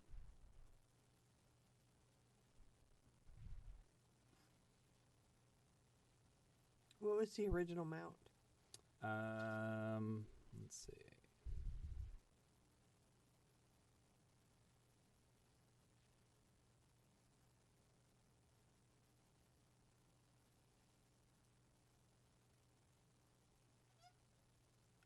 His original amount was $35,247. And his payment started in December of 2009. So December of 2019 is the 10-year mark. And he has consistently paid the $200 every month. But like I said, that was an agreement that was put in place with the prior finance director. And I think the hope was that he'll pay this until he, figures out down the road what to do. That's my assumption. 200 would barely cover interest, if that. Correct. Correct. So, so currently he does owe the $31,000. So this was a stopgap that was completely in their favor for our doing that. Correct. Well, but is the purpose to provide service, or is the purpose to make money? My official decision is if you guys get at least whatever the original balance due was, I consider that a win, especially considering I wouldn't have to pay an attorney $10,000. And how many people walk away and we never do get anything, and we put a lot of staff time and a lot of lawyer time into it? Exactly. So how are you going to answer all of the other Well, that's, I don't know, accounts? just processing. Yeah. the LID is going to live with the property from whoever has it at some point. Correct. I mean, you could just leave it on there until, eventually somebody sells or dies or it transfers ownership of some kind. But that may mean you never get paid, because it could remain in the family or in a business name forever. And Oh, I doubt that. I doubt well, it too. But even with big collectors, when people, even the IRS, you end up with a big giant bill, and you're like, I'm coming into money, let's make a deal. mm-hmm. Most places make a deal. Yeah. To consistency's sake, with the mayor saying, if we allow people a certain amount of forgiveness, and we have a history of allowing forgiveness Correct. for some. So you have 1, 2, Which we 3, have 4, 5, already. Yeah. Yeah. 5 current accounts and 3 that have already decided to make that balloon payment in December of 2019. And 1 which is Bing's, which is currently going through a foreclosure process with that. And I can easily tell you we're well over $10,000 in attorney fees just for that property. I think in respect of our not only our residents but our current business community that we hold the line on this. Okay. I agree. Yeah, Consensus of the council? unless he wants to give a 15% discount to everything he sells out of there for 20 years, which I don't think it's ever happened, but. Yep. Okay, great. And I think that's all I had for you. Hey, thanks, Matt. Kathy? I just want to remind you that the employee recognition banquet is February 9th. And I've heard from Susan and Rick, and I would like to hear from Doug, Jenny, and Keith, if you guys will be able to make it. I'll be there by myself. Okay. February 9th is a Friday. Where did that seat over? You'll be there? I'll be there. But leave kind of early. I get up the mountainside, work in the morning. Okay. So what time does that start? At 5:30. Oh, perfect. Yeah, Okay. I can do it. Awesome. Thank you. That's all I had. Okay. John? Tina was here somewhere. I was hoping Yeah, she might give a report. I was going if to we- call on her, but she took off.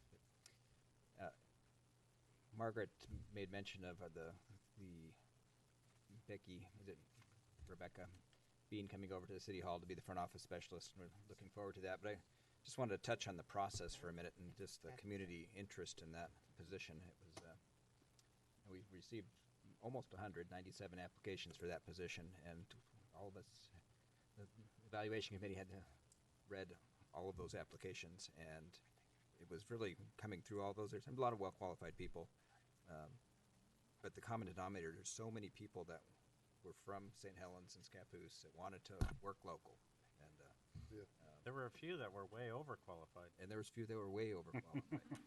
The other end of the spectrum. But I didn't even look at them, but I knew that. But it's a good process. We had a couple panels that I felt like we pretty well vetted and came to a good decision there. But I didn't really have anything more than that. All right. Okay. Start down here. Councillor Locke. Oh, boy. I may have to cut mine in half here. I want to start off with city codes. Speaking of codes today, we redid the dock codes, 3-4 years ago, something like that, for parking down there and whatnot, and the overnight parking piece, I guess, or staying there and whatnot. So I think it needs to be looked at again, and maybe some of our staff that takes care of that down there has some input on it. And one of the other codes that I was asked about, which I had no idea was in our code, I guess it is, there's a code in our in there that says that you don't have to cut your grass until June 1st. Really? Oh. So I So- think that may need to look at, and maybe we even need to have a I don't know, like a community, I don't know, input or something, that if somebody knows about a code that they think isn't right for some reason, Needs to because be I updated. don't know how many of you guys have read our code book, but you probably have.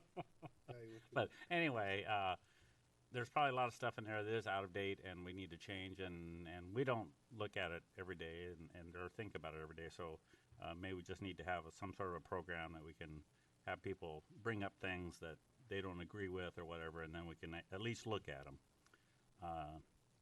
And then talking about the docks again, I want to talk about that overnight stay that we talked about charging for overnight and having some sort of ticket, so that because we still have some issues with some people that are parking down there, and they'll come and spend the weekend because they know there's nobody on staff for the weekend or whatever the case. So there's still a little bit of an issue down there. It has gotten better though. Parking, you mean mooring your boat? Mooring the boat, yes. Okay.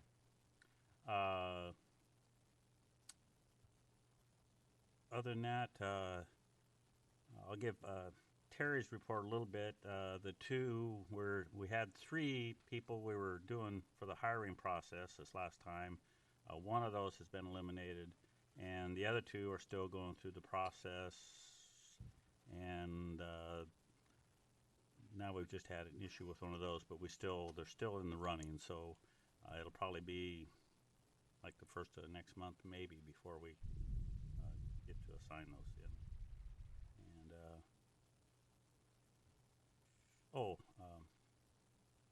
I want to congratulate Terry on that Santa Claus campaign. I mean, he did a fantastic deal there. Caused a lot of, just like Crystal was talking about it, got a lot of input, so that was a good thing. I'll talk about the rest of this stuff tonight. Councilor Carlson? I just wanted to thank everybody that came to the first meeting of the new corridor plan for the alternate route away from our new waterfront project. There's a lot of good input and a good start. I appreciate all the hard work that Jenny and Jacob have put in on the project, and that's all I have. Thank you. Councilor Khan? CIT training week, the most recent one just ended. We had people coming from Portland, but also from the Clatsop County Sheriff's Department. We had some people coming clear from Lynn County that stayed here for the week. So we're training the state, not just the county. On the municipal codes, do we not have a schedule for revising those? Do we not go through them periodically? The codes are really, it's pretty much, how do you say it, complaint driven, or it's when it comes up is when we revise it. Jacob keeps a list of the stuff that's planning, all the planning stuff. I was going to say, except for planning. Right. Planning is a totally different element. Could it not be done a section at a time on some kind of a schedule so that we are working our way through? Yes, and we can also have Code Publishing, who does our code codification, look through and see if they catch anything that needs to be updated. That'd be good. They have legal review that can do that.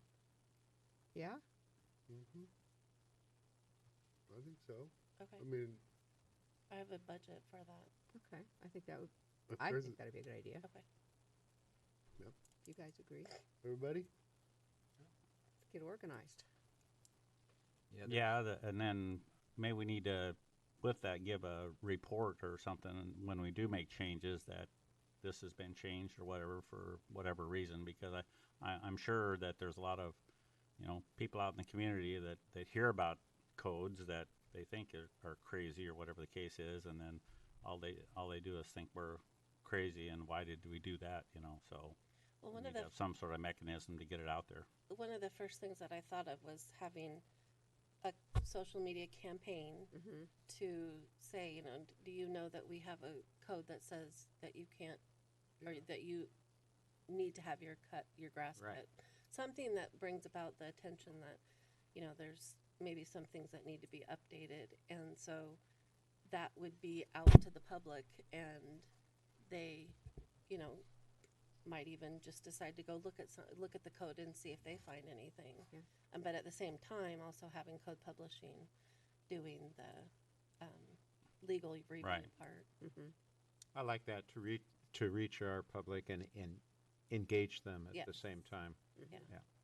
But we need to really look at that grass cutting, and maybe it made sense 20 years ago. I don't know, whether the So the grass doesn't grow But the before last that? few years we've had, if you wait till June 1st, you got a hay crop going on out there. So you probably know that, right, Rick? I know a little bit about that.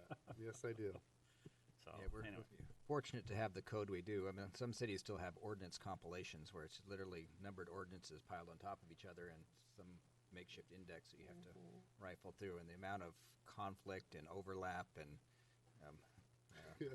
It's really bet pretty it complex. is.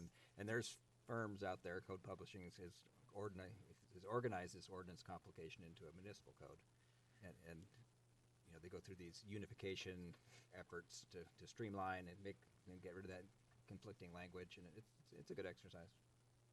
I did it one time in my past, and we took 60 pages out of the code, so, which is, that's a lot. You saved a tree. That's a prima pace.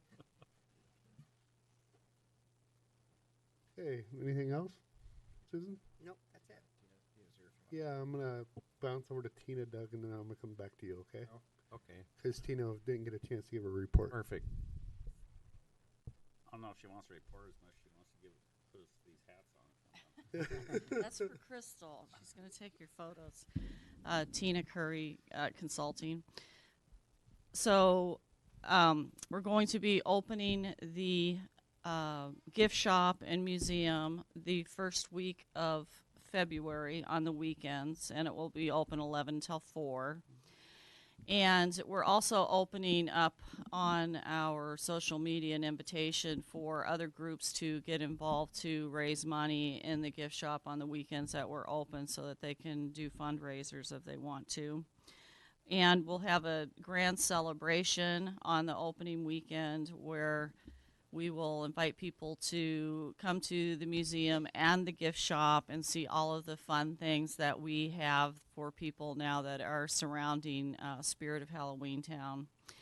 And I've also been working a lot on 13 Nights on the River and getting the talent booked for the summer.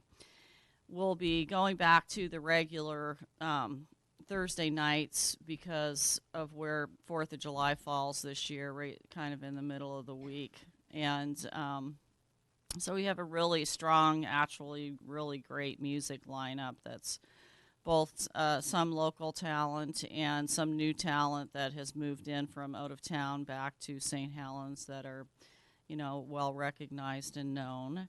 And the risk factor on 13 nights this year is very minimal, like close to nothing. So it's a combination of us being able to not have to pay for outside sound to come in and do all of the sound. So that makes a big difference in the overall cost of producing 13 nights. One of the things that we are going to be doing is taking each piece of the equipment that we have and making sure that it all works.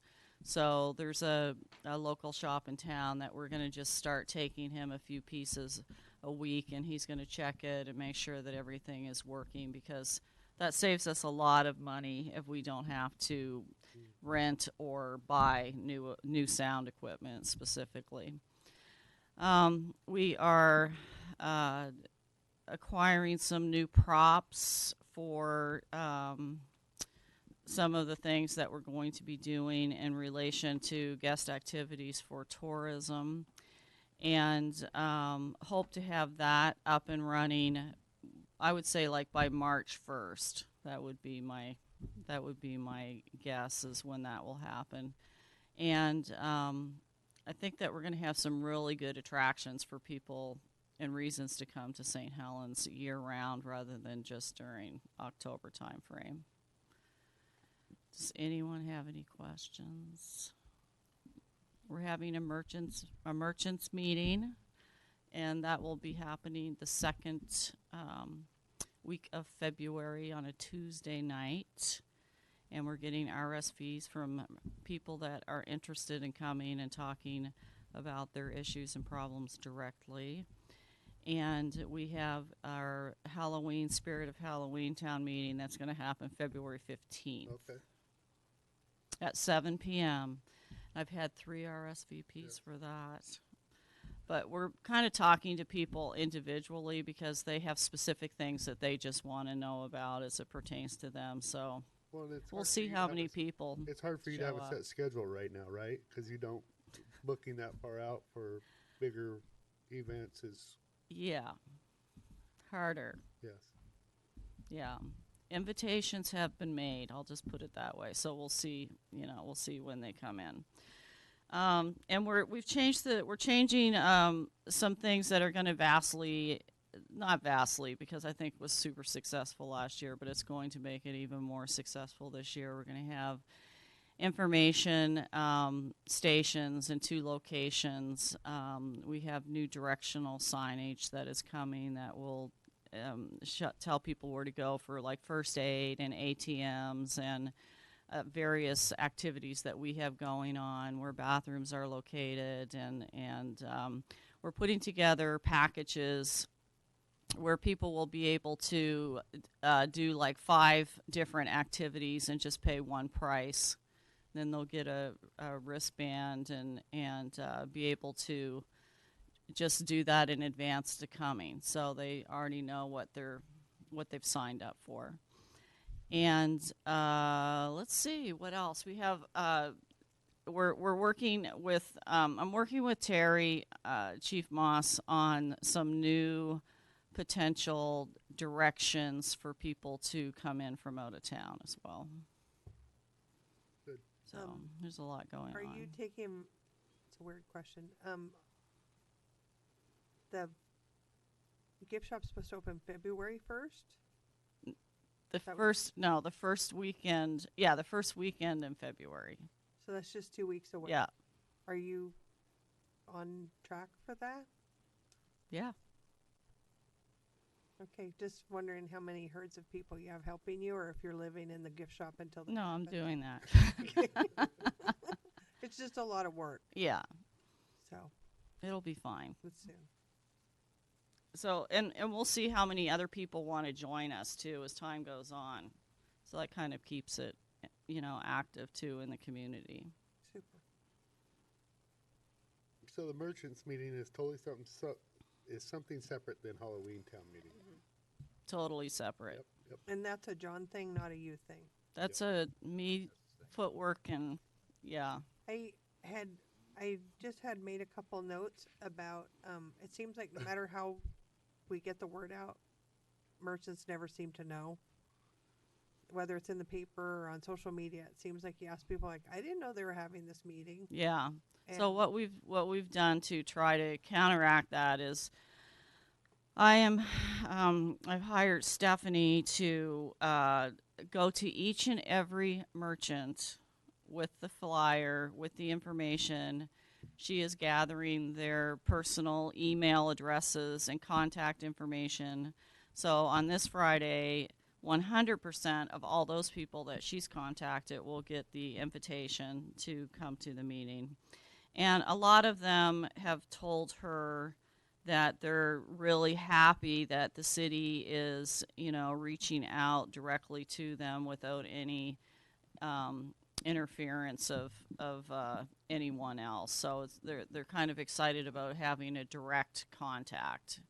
And you when you're out and about, people tell you that all the time. I mean, they're super happy that you stop by and talk to them and try to find out what can make their lives easier, and just that they have a voice. And a lot of people have, the opinion that, well, we've done this before and it's never worked and that kind of thing. But, it's a new time frame. the meeting is in this building? The meeting will be here? No, it won't be. Oh. I'm not sure where it's going to be. I want to see how many people sign up first, and then we'll decide where we're going to have it. Is there a way to sign up online, or do you have to get an invitation to sign up? You can't just sign up. You have to be invited. It's for owners only. Okay. And the owners really like that. So in the future, if they decide that they want to have a manager represent them or something like that, it's not going to have a board or anything like that. It's much more casual. But a lot of the owners that we've talked to are,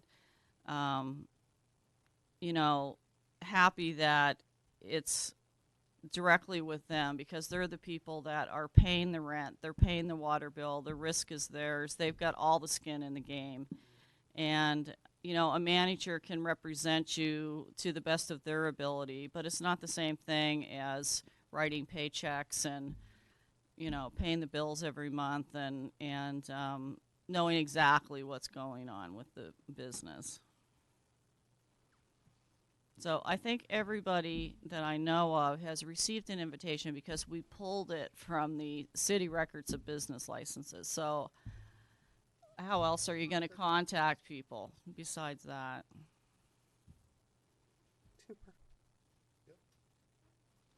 Okay, thank you. Okay, thank you. Yep. Okay, Council President Morton. First of all, I'd like to thank all of the citizens in our community for raking up their leaves and utilizing Hudson Garbage Services for the leaf removal and refuse that they offered with their incentive program of the pickups.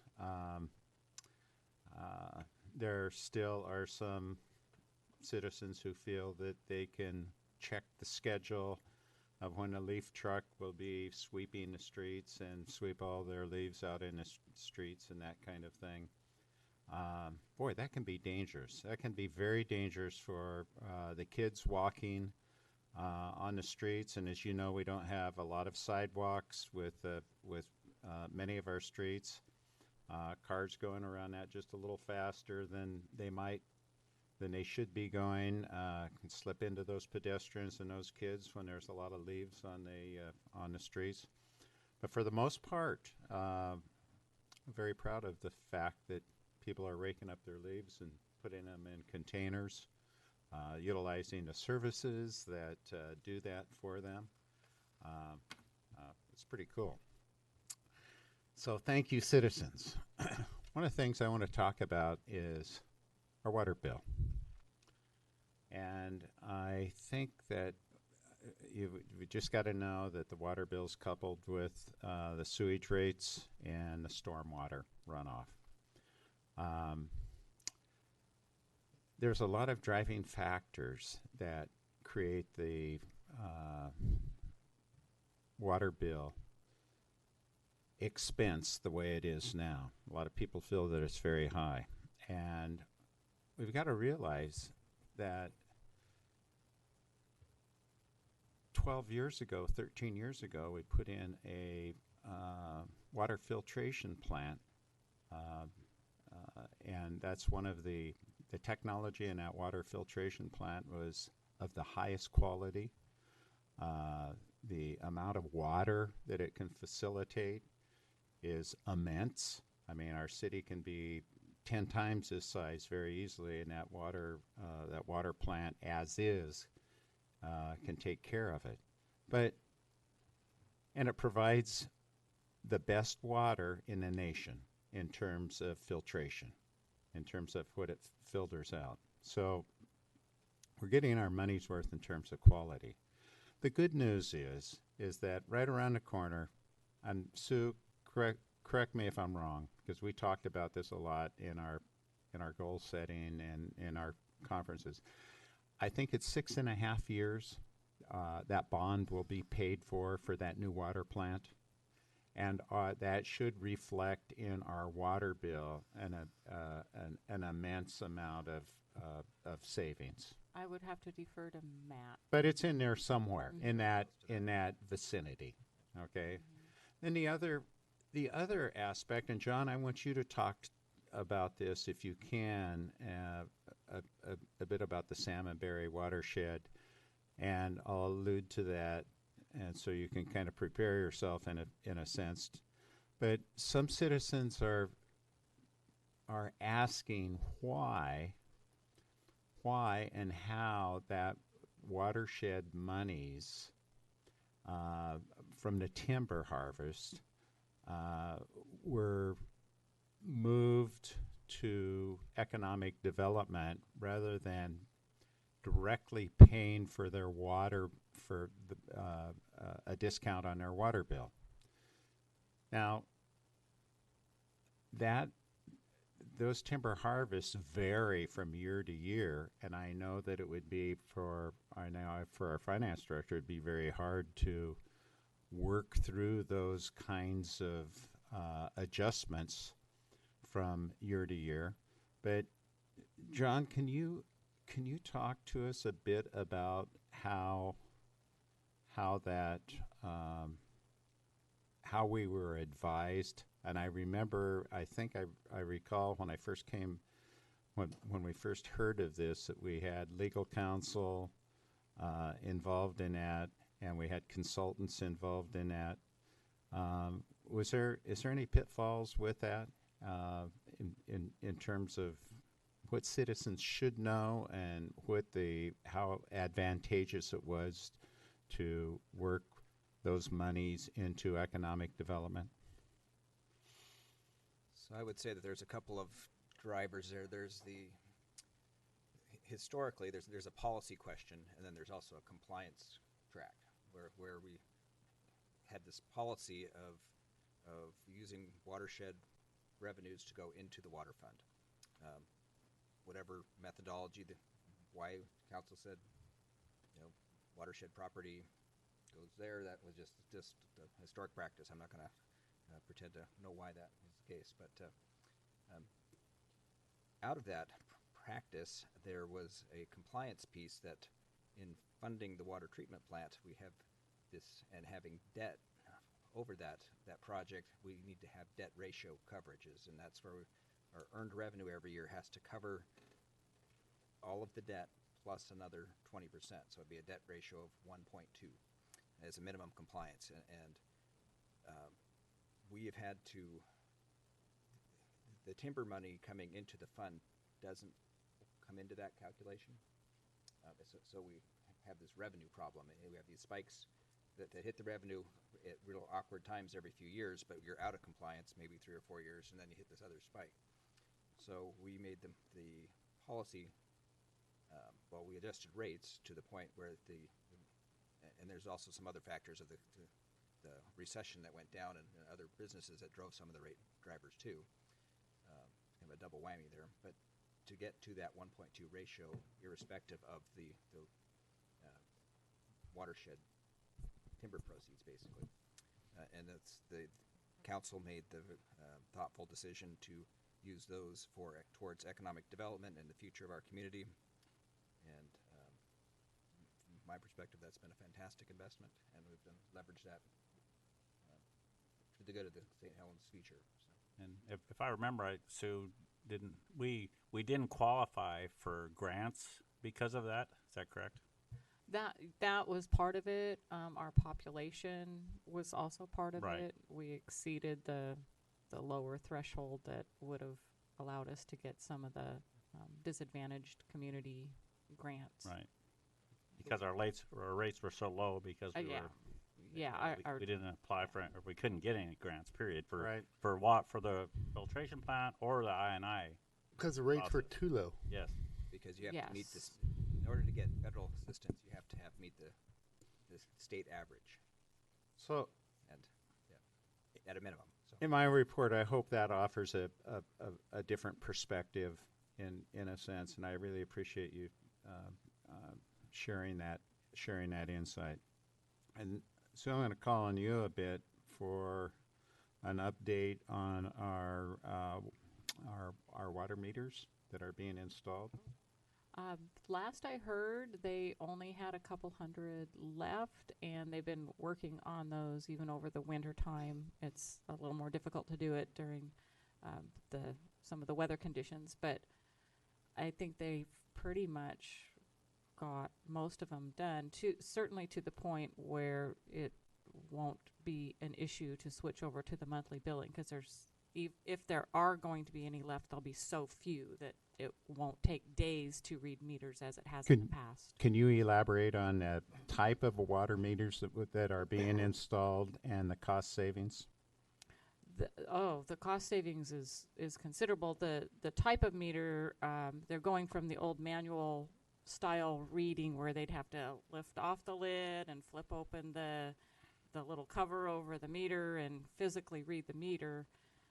And mark that down on a machine and then take it back and enter it into the billing system, and then the bills go. Now they're radio read. They don't have to touch the meters. If there's a car parked on top of them, it doesn't matter. If there's 3 feet of snow parked on top of, or parked, sitting on top of the meters, it doesn't matter. They just have to drive down the street, basically, and then a little electronic data collector picks up all the readings, and then it knows if for some reason something didn't get picked up, if it skips a house, it recognizes that, and then they can physically go out there and catch the couple of meters that did not get picked up on the electronic meters. But that's like one person for a couple of hours versus many people for three or 4 days. So the cost savings is huge as far as just the meter reading itself. They don't even have to drive each street. It's like every 3 streets or something like that, isn't it? I couldn't tell you the range off the top of my head, but I don't think they have to drive down every single road. That's correct, yeah. But I don't know the actual distance. But yeah, it's a big saving. Thank you. And Thank big you. time saving. Thanks for helping out on that. And then I was going to ask you also to report on the maintenance of the reservoir, but can we hold that off till tonight by chance? The Sure, I don't. reservoir maintenance issues that we had? Okay. I don't actually have really any update for that, but. All right. Yeah. Fine. And along with that, we know that it's looking at the California issue. It's always good to look forward to possibly looking forward and anticipating the worst. If we do have a very dry spring, you know that we sit on one of the most catastrophic fire zones in the state, and that is the Dalton Lake area. And we all know that we have a north wind in the summer that blows maybe 15 to 20 knots at times this direction. That's faster than anyone can run. That's a catastrophic event if a fire gets started in that area, because it's all the same kind of underbrush that causes that fueled those California fires in LA, and the Santa Ana winds fueled that. So hopefully we do our trimming and clean up around our residences as much as possible.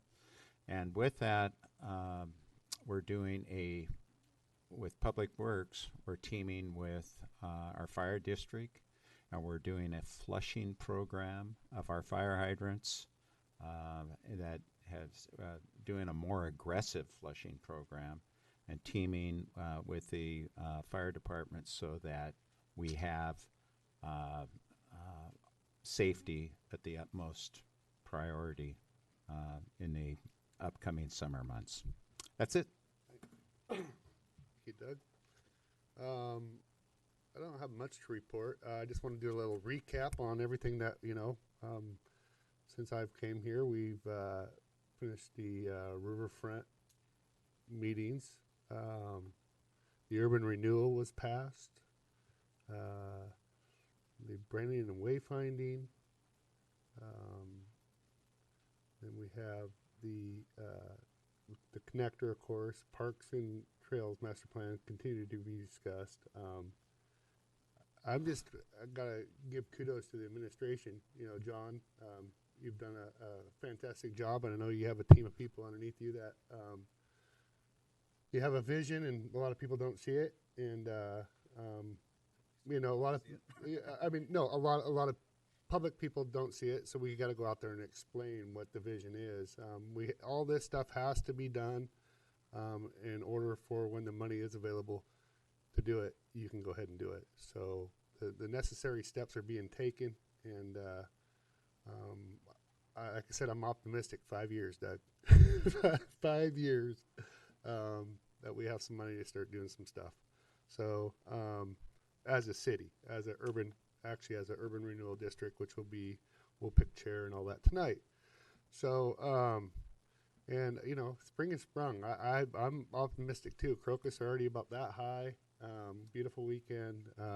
Looking forward to. Please don't wait till June 1st to mow your yard, citizens of St. Helens.